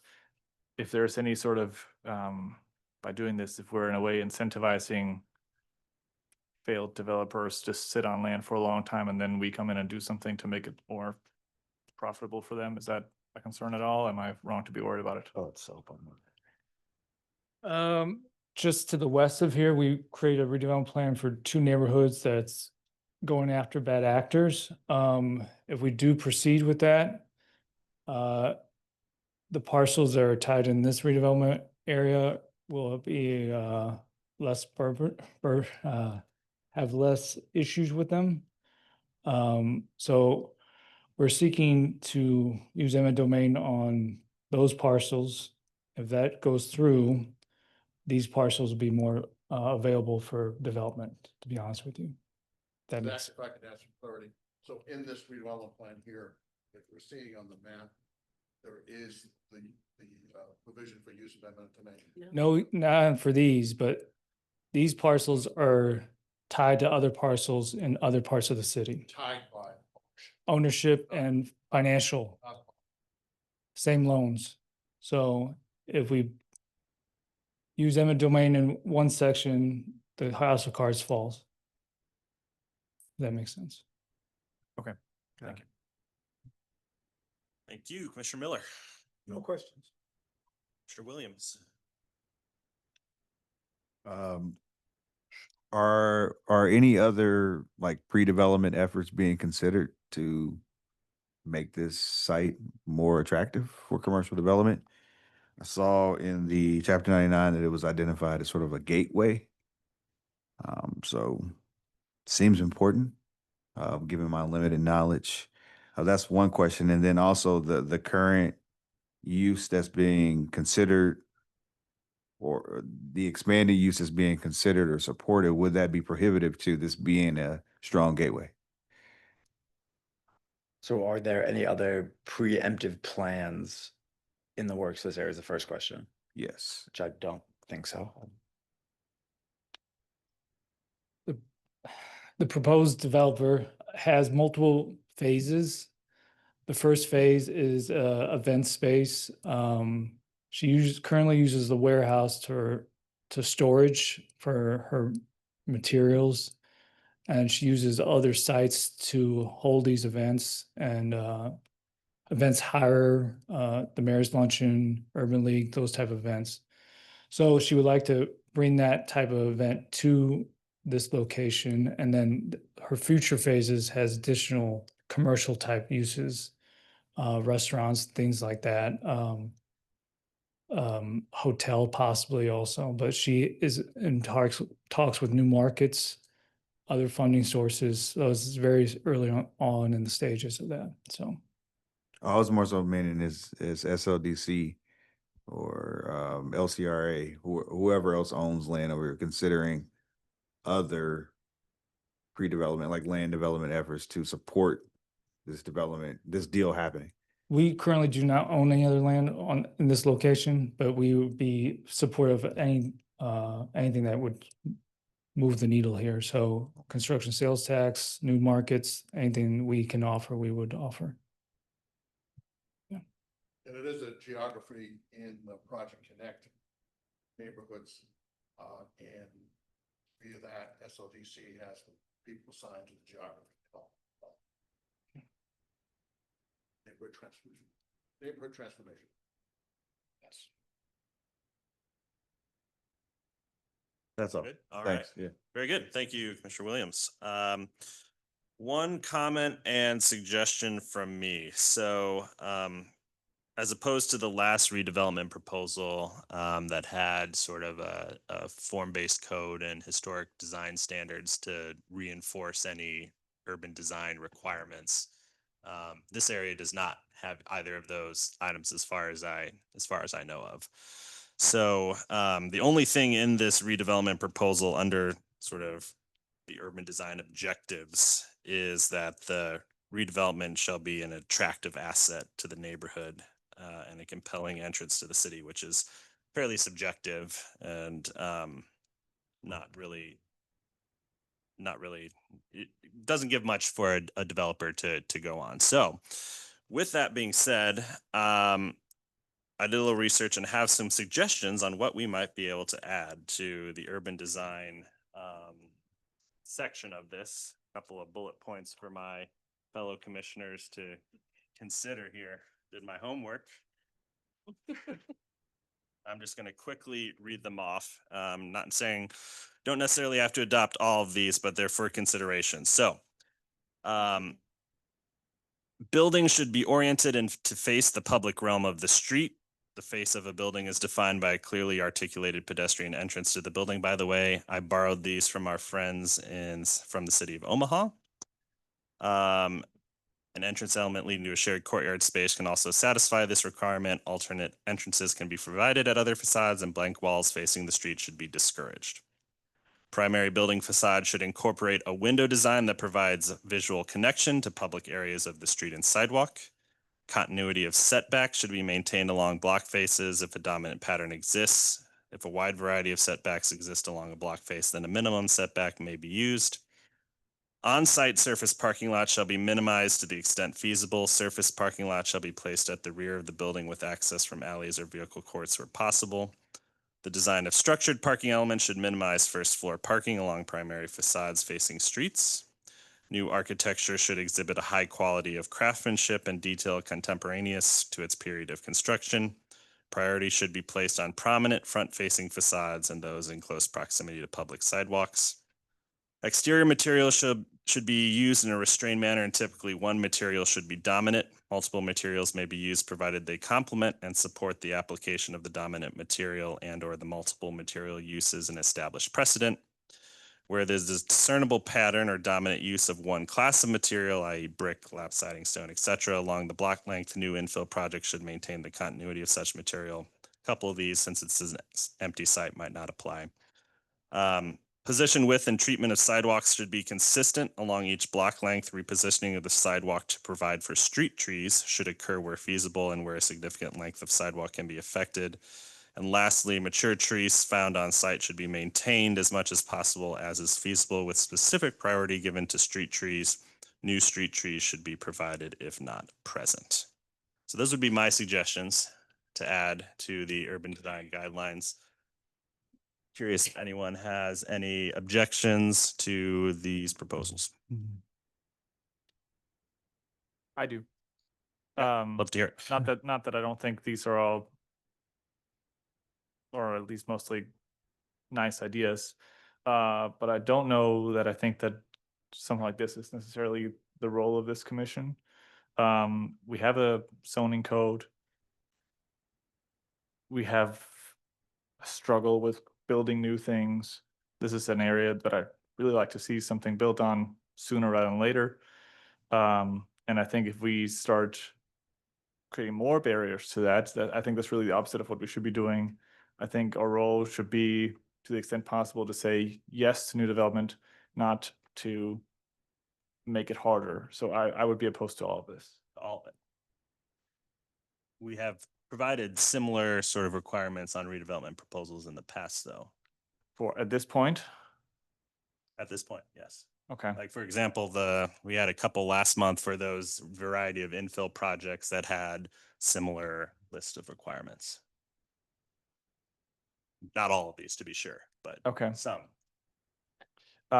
Would it be possible for a staff member with knowledge, without weighing in on the, I don't want any advocacy, but to weigh in on what kind of requirements are there already without something like this, and whether this is something that would be helpful, or be prohibitive?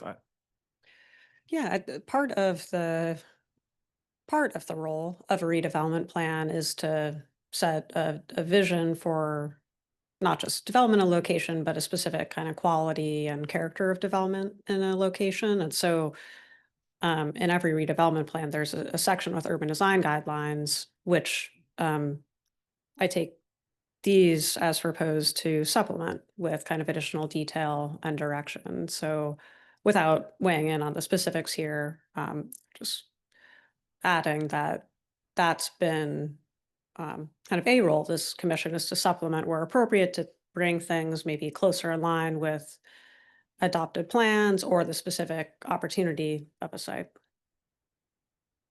This is not a creation of the planning staff.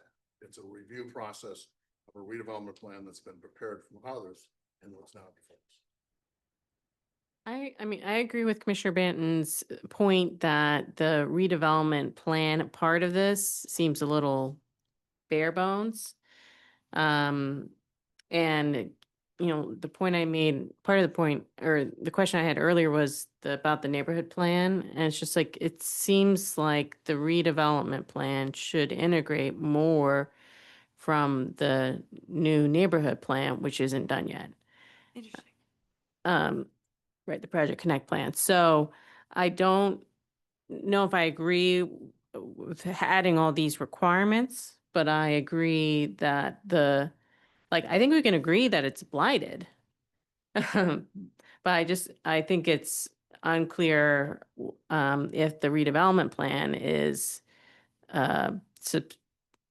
contributes enough that, because I could just see there's just some, since the future development plans for this area are so nascent, there's no guarantee. We don't really know what's going to be put here, but we're going to be unlocking all these incentives, many of which I feel like a lot of different potential future proposals for this site, if they come to fruition, would be eligible for on their own merits. So I don't know. So I agree with you, Commissioner Banton, on the kind of the spirit, but not sure about the letter. Sure. I will say that of this list that is prepared here, I would say some are pretty standard that have been included in past redevelopment proposals. And I'd say of those would be the orientation of the building, potentially parking as the two sort of top items. The bullet points about materiality, while there's been some of that in past redevelopment proposals isn't always included. But of these, I would say sort of the first maybe 3 or 4 are sort of the ones that I've seen many times in past redevelopment proposals. The last 2 are pretty standard. Last 2 could maybe be argued as well. Jake, I do have some comments on this list. Sure. I'm in favor of a lot of these. I do have a question for maybe Rich. The last 2, and maybe there's another one on here about street trees and that requirement. Wouldn't that usually fall into our typical city standards for street tree placement and landscaping along a street? So if like putting new street trees should be provided if not present. Yeah, so I think that would already be one that I would probably take off. And the mature trees on site, I think some of that just being a civil, you go clear the site and I understand I would love to save trees too, but you usually just doesn't happen. A lot of these other ones I do agree with. The continuity of setbacks I think is not applicable here. But the first, second, your fourth, fifth, those are all, I'm in favor of those. Sorry if you need me to first, second, third, fourth, or first, second, fourth, fifth. Those are good. The architectural standards I will step away from. It's not my field. I think those are going to be hard to enforce. I'm okay with something contemporary in this area. If you want to go outside of, I don't know, I'm just kind of out of that realm, but that's my comments. I do think we should push a little harder for requirements on these. I thank you for drafting these. That's my like first stab at these. Well, I got to concur with Jake's point that I think this is the time to include those, and I think Stan's comments are well spoken. I think we're giving away incentives. I mean, we really have, and I've spent a lot of time at hearings for variances, and we have a kind of disposition that, hey, if we build anything, we'll take it. We're so desperate. Sometimes it's bad development leads to more bad development. And I just think our standards, we're putting a carrot out here. I think these are reasonable goals to ask for. We're not asking for too much. And there's flexibility in these. If somebody comes back and say, hey, we got something great, but we don't have street trees, I think we can work through that. We can work through those. And one more thing, I think a lot of these are supported by the sloop. Maybe we're Right. just, reiterating these items. I don't remember everything off the top of my head, but I do remember, buildings being up against setbacks or zero setbacks being kind of a goal, especially if it's a mixed use. I feel like that's in there, through all our reading and reviews of that. So, sorry, that was the last part of my thought. Sorry about that. Sorry. Great. Yes, Alderwoman Schweitzer. Thank you. I appreciate the effort that went into creating this list and the thoughtfulness of it. If Commissioner Fowler could again say which ones that he thinks should be included. Yes, the first one, the second one, primary building facades, the fourth and the fifth. Okay. In terms of the second one, that one, I mean, it certainly makes sense to me for a commercial area to have the windows, and that makes it feel like a more walkable area. And in the same kind of way that the, pedestrian entrances in the building or,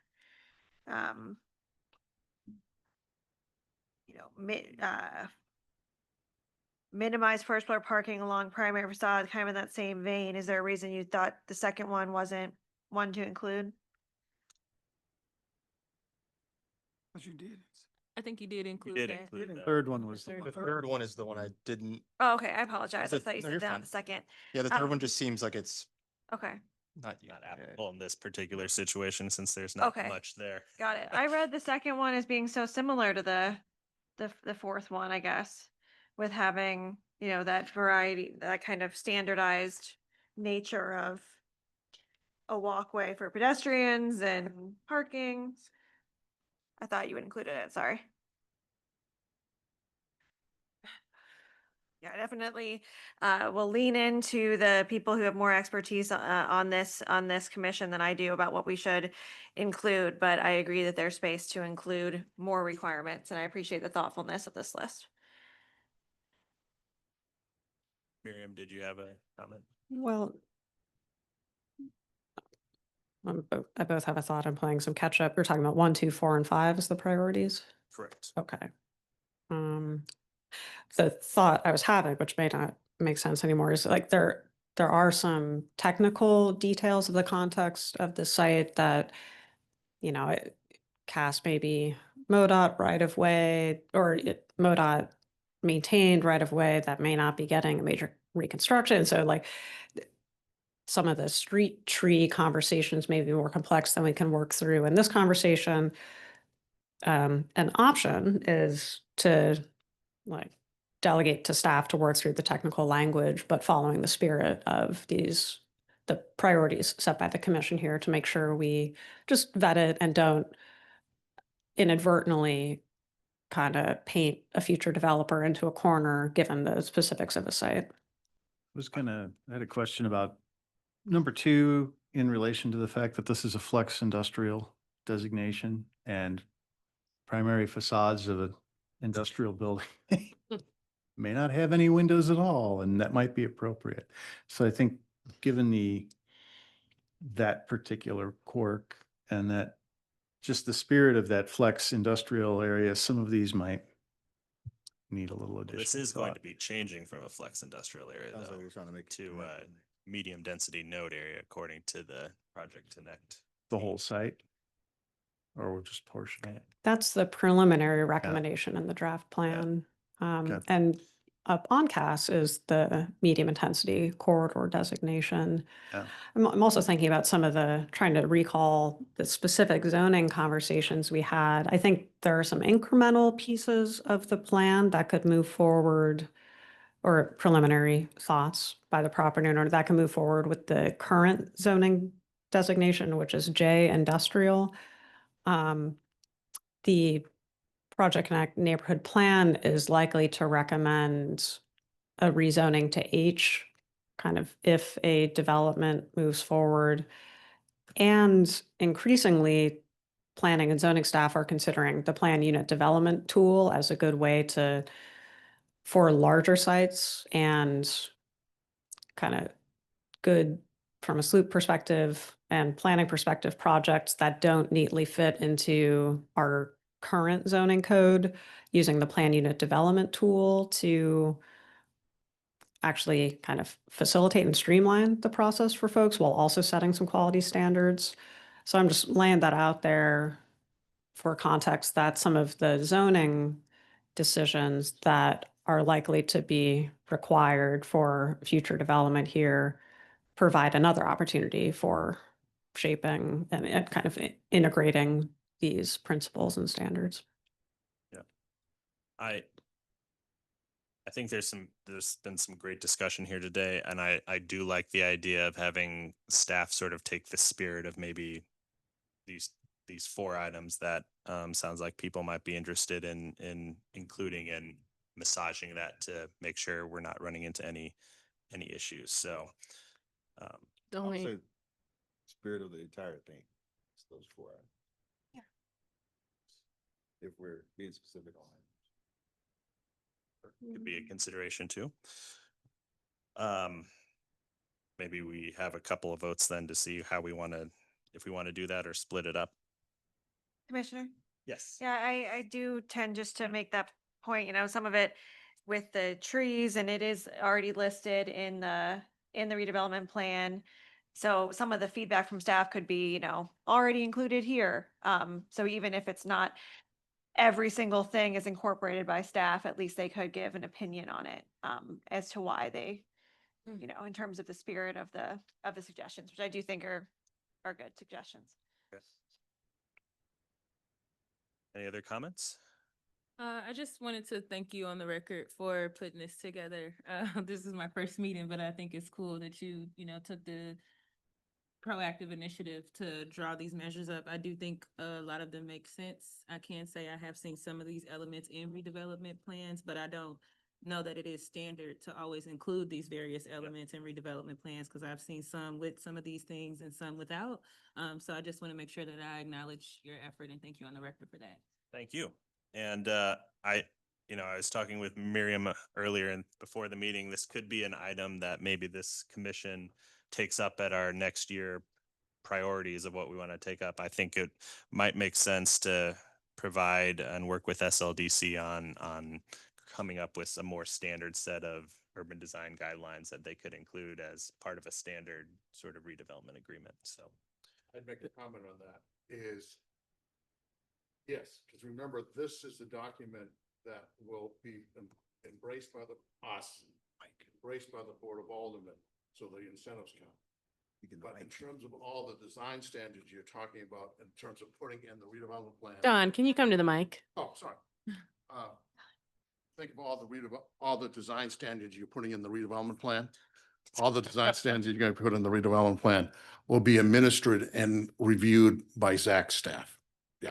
And so one of the things that you just mentioned would have some wisdom to it, in that before there used to be a little bit more robust design standards and redevelopment plans. And I think what we're hearing from you guys is maybe that time has come to be thinking about that as one of the things that we may advise LCRA with. So.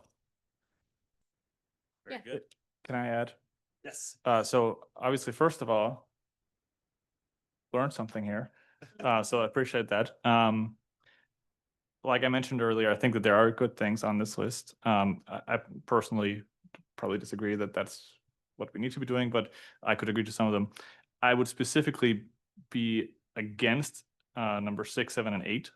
I think those step too far in what the city should be requiring in terms of architecture. Yeah, I think people should have some level of freedom to what they build on their property, and I think that that's overreach in my opinion. Yeah, I guess my last thought, I think a lot of these, if these main 4 are incorporated, I think I can very much see a possibility that if we didn't adopt these, we would get a commercial use, maybe like a storage facility. And I think that would be a poor, that'd be not what we wanted. So I appreciate your efforts here. Thank you. All right. Well, I am going to agree. As an architect, I like to maybe push on the design a little bit, but I think in reality, it's some of these basic design principles of siting and making it a walkable environment that are the most important. So I'm going to give the motion that we accept the staff recommended action on this redevelopment district with the addition that they review items 1, 2, 4, 5, 9, and 10 on this list to potentially review and incorporate as urban design guidelines. Is that an appropriate? Is that a motion? That is a motion. I can second. There's a motion on the table. Yeah, I just would ask you to maybe consider adding into that, knowing pretty soon, some specifics from the neighborhood plan might also be coming that would be useful for guiding the design of the site. You want to amend your, I'll remove my second. If you want to. And I will amend my motion to add that staff also consider upcoming neighborhood plans that might contribute to these additions. Second. Call. vote? I have No? a question. Since we're asking for, well, we're considering to approve something that is not yet defined. Does it make sense to table it for a month until there's definition? They'll come back. Next, right? No, wait, are we trying to start with? You'll see on. Yeah. Reformat it. I don't see it right. Removing my second again. Yeah. I could see a value in that. I'm asking. Yeah. I is there a certain timeline where? Just make the observation that, yeah, statutorily you have 30 days or it's deemed approved. I guess it's up to staff of the various agencies on where this is going, but statutorily you do actually have a clock that's running. Helpful. Would it be possible? I don't know exactly the clock. We could circulate our recommended language by email to commissioners. Is that a procedural option for? Yeah, you can't do that and expect a vote or a conversation. Yeah. Because that's going to trigger sunshine issues. You can certainly circulate it, but that would probably need to be the amount. On 6. We at 6 or are we at? 2, 3, 4, 5, 6. Yeah, oh, I'm completely fine with the 6 you're want to add. I just would like to do it sooner than later, so we could get the board bill introduced. So Well, what's the timing? Like, what's wrong with going back to the drawing board? Why are we so urgent to approve this? oh, just the matter of getting the board bill through the Board of Aldermen. Waiting a month will just add additional time to it, but waiting a month would that be more clarity on the 6, or what are we looking for exactly? Can I ask if this amendment is prepared and accepted by the alderperson carrying the bill, would they be able to add it as what's in the bill? And then that's what exactly, they would have to come back to us if there's an amendment made at the Board of Aldermen. Not that we can be sure that it would pass or that they would do it or any of those things, but if we're assuming it comes back to us anyway. Okay, no, I'm fine. We can wait a month and. No, I mean, could it move through the Board of Aldermen and come back to the Planning Commission next month? Before getting passed to the board? Guarantees. No, there's never a guarantee. We don't have any guarantees here. We can recommend something and the the sponsor of the bill could completely destroy what we put in, so. Zach, I'm just trying to get the timeline, work it out in my head, that's all. It's just a suggestion. Yeah. I'm just trying to get clarity here. The 6 that we agree on, or the commit, all agree. We don't all. We just agree that the spirit of his suggestions. We don't all agree? Oh. So Don't all agree technically? am I correct that our next meeting is 35 days from now? So that would make this kind of a moot argument. Okay, Wouldn't be able to continue. We'd have to right. Okay. vote it down and then they'd have to reintroduce it. All right. Could I ask the question, is there a irreparable cost of not approving it and then just coming back with a new one? I'm looking at the lawyer I said, you right want, I now. mean, again, statutorily, you have 30 days. And then at that point, the legislation may advance. It doesn't have to advance. So again, it sort of shifts over to people's decisions on how far they want to go and how quickly they want this to move.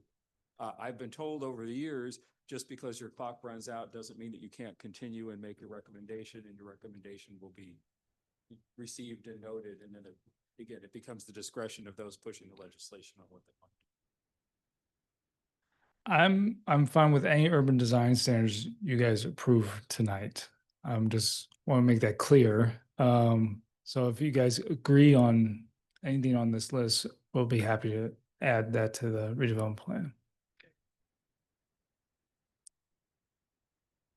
I mean, of the 6 that we're talking about here, since we're potentially eliminating about the materiality and architecture, I feel like they're pretty standard elements that I've seen many of them in previous redevelopment agreements. Not all of them, to be sure, but definitely many. So Correct. And to be honest, this is a very different space. It was industrial and a lot of it's vacant land. So that's why it was kind of broad, lacking some urban design standards, but we're happy to add anything you guys agree on. I'll ask my question in a different way. Is there any urgency behind approving this? We decide, no, there's no urgency. No. So can it just be rewritten? with the 6 or 7 standards you want, No, with feedback. you working with staff to add more urban design standards into it. okay. Okay, that's fine. Yes. And I just have 2 points about that. One, I think everything we do should be done with urgency because we need to build more. Second, I don't know how much time this would take out of staff's time, but I know that they have a lot of work to do. I'd be more inclined, if the staff isn't concerned about it, to just move ahead tonight with 1, 2, 4, and 5. I think it was the staff's recommendation to allow them to review it. That's what I heard. Remember, we're going to make some suggestions. I'm sorry. Remember, Don, go to the mic. That we're going to make some suggestions that are going to appear in an LCRA document. And in some ways, we want LCRAs to make that change to their document as it goes to the Board of Aldermen. You're asking the planning staff to sort of gel some of your ideas, so that would go to them to be actually amending the plan. It's not our. So you're saying that this still has, if we adopt this here tonight that the staff make these types of recommendations to LCRA, then there's an opportunity for you to massage that. The recommendations. We're making. And you could assign us the wordsmithing to make sure that these are, written in a way appropriate for the specific site. So I'd like to move that we accept those 4 with the language that Jake has drawn out, and that staff make that adjustment to the wordsmithing. Second. What are the 4? I'm sorry. 1, 2. What are the 4 then? 1, 2, 4, 5. Read them again. 1, 2, 4, and 5. Do you have this? Yes. Second, okay. Yes, there was seconded by Commissioner Jorgensen. Okay. Am I allowed to? Discuss? Yeah. Yes. Discuss. You can't amend an amendment, but you can discuss. I was trying to avoid getting into every single bullet point, but I don't think 5 is necessary. Right, might not be a parking lot, might have a parking structure. Yeah, it could be a parking structure with a nice facade on it, with ground level parking. Again, I was trying to avoid getting into that. Smithing, I mean, I think the intent is to avoid, blank facades on active streetscapes. So with staff can take a look at these and wordsmith as necessary. I think that provides enough flexibility for the spirit of these points to make it through to the LCRA recommendation. Parking is covered in the sloop anyway. That's consistent with what you're looking for. So I think we're good. So there's a motion on the table. It's been seconded. Call for vote, please. Alderwoman Saunier, Aye. Alderwoman Schweitzer, Aye. Commissioner Bradley, Aye. Commissioner Fowler, Aye. Commissioner Garmendia, Aye. Commissioner Hubman, Aye. Commissioner Jorgensen, Aye. Commissioner Miller, Aye. Commissioner Williams, Aye. Chair Banton, Aye. and the motion passes with our present voting aye. All right. Excellent. Thank you, everyone. Was not expecting that to be quite so Adding names to this. animated, but I appreciate the good discussion.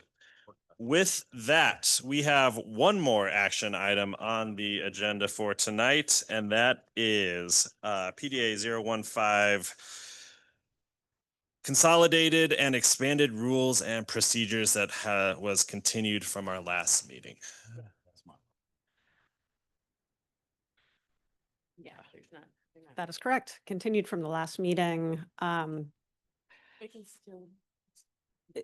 We posted online and distributed to commissioners a kind of redlined version, making some updates based on the discussion from the last meeting and commissioner feedback, and also an effort to be consistent with feedback received by other boards and commissions. Is that right? The structure of the rules and procedures is the same. The content is the same. There were the kind of 2 most substantive changes, and I'll let David speak to these, were minor changes in that conflict of interest section to clarify and make more practicable the provisions.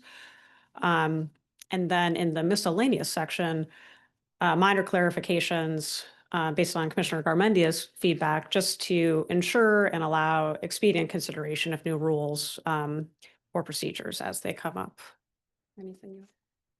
And I'll just add that the reason why the code of conduct edits were made primarily was to address commissions like this one, which have a number of citizen members who might find themselves in a position where they're involved with the project just due to the fact that they're working in a small city. And so it allows you the opportunity to continue with your outside jobs and be involved with projects and still remain on this board. The original draft was not necessarily designed with that scenario in mind. So several of the boards and commissions have had to make these types of edits. And then I mentioned, I also apologize. I have, speaking of wordsmithing, one edit that did not make it into the red line.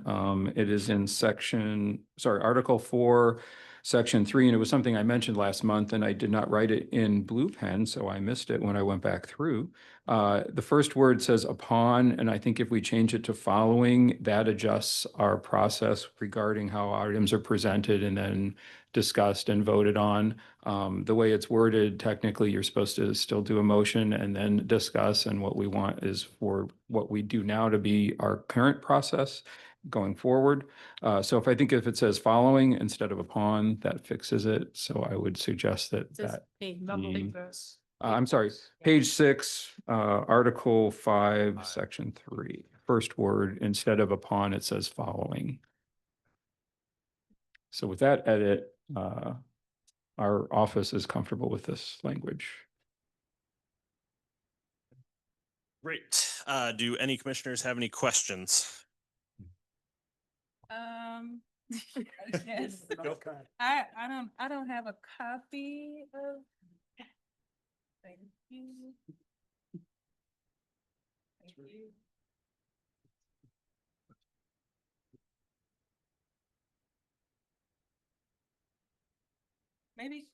Maybe could you just give like a summary of specifically the code of conduct processes?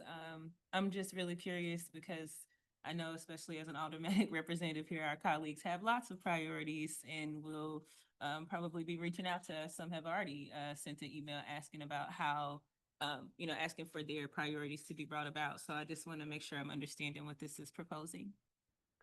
Yeah, I would say, and I'll let David add maybe more detail. The code of conduct,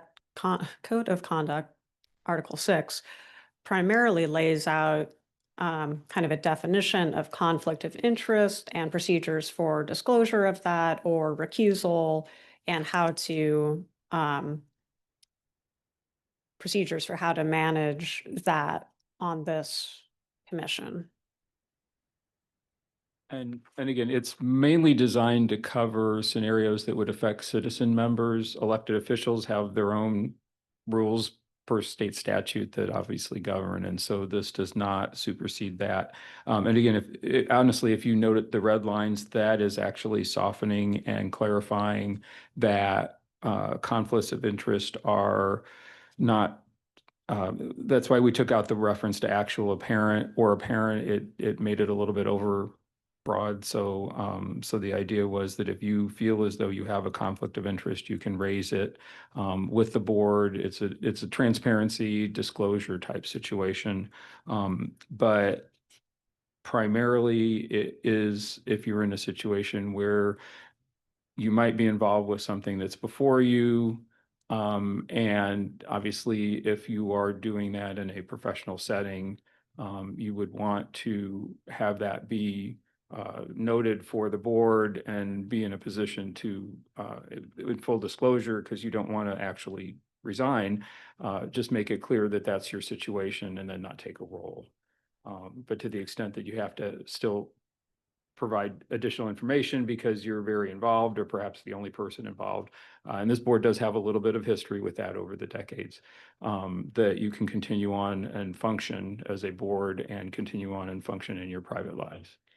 And to expand a little bit more, I think the conflicts of interest that this is designed to manage would be if somebody has like a financial interest in a project before this commission proceeding, rather than like, oh, I have, a perspective that I'm bringing to bear based on my experience with this type of thing and other realms of my life. That is not a conflict of interest that is being addressed by this. Would an alder who's received campaign donations within a certain, I'm wondering how that plays into it. I mean, I think that was the reason why some of these edits were made, was because of issues that were raised by an alderman who had felt that that original version may have addressed that inappropriately. So that is why there has been softening of the language. And again, campaign donations, to the extent that you might feel that they have affected your position and it's created a conflict, then that probably would be something that you would want to disclose. And if it does not, then you proceed about your business.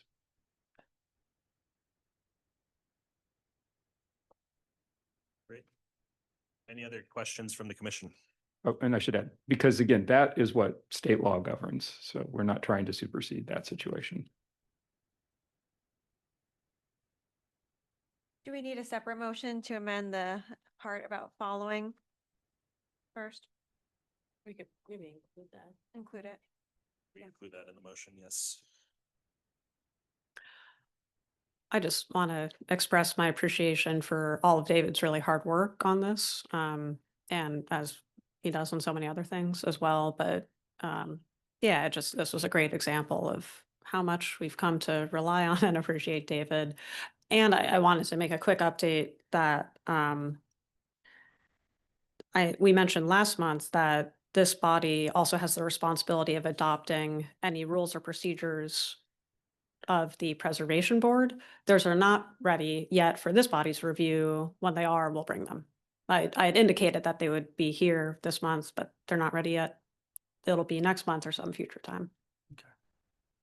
Yeah, we anticipate they'll probably provisionally adopt them so that they can meet their deadline, so to speak. But then they will be back probably next month.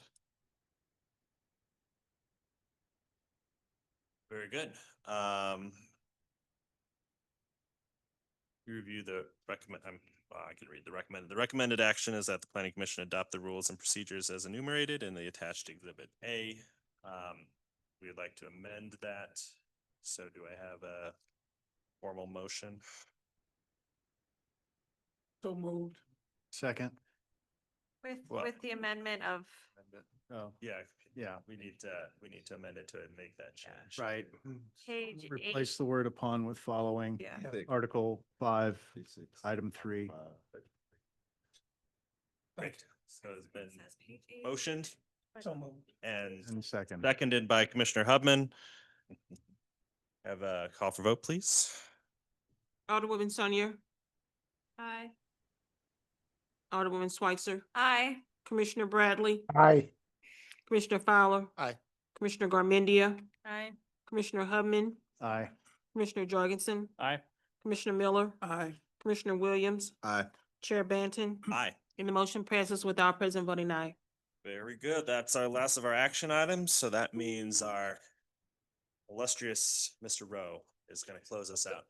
And there used to be a clock there. We didn't take it down on purpose. Yeah.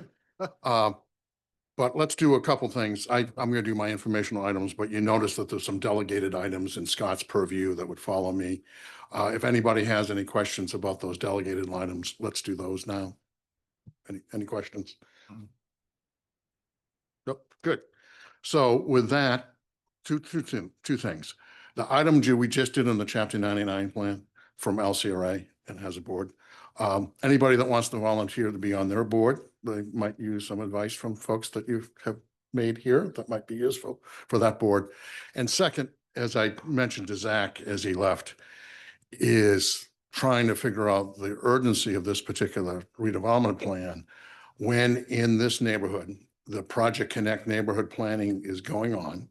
The consultant is there and retained, being funded by SLDC. This is the Project Connect.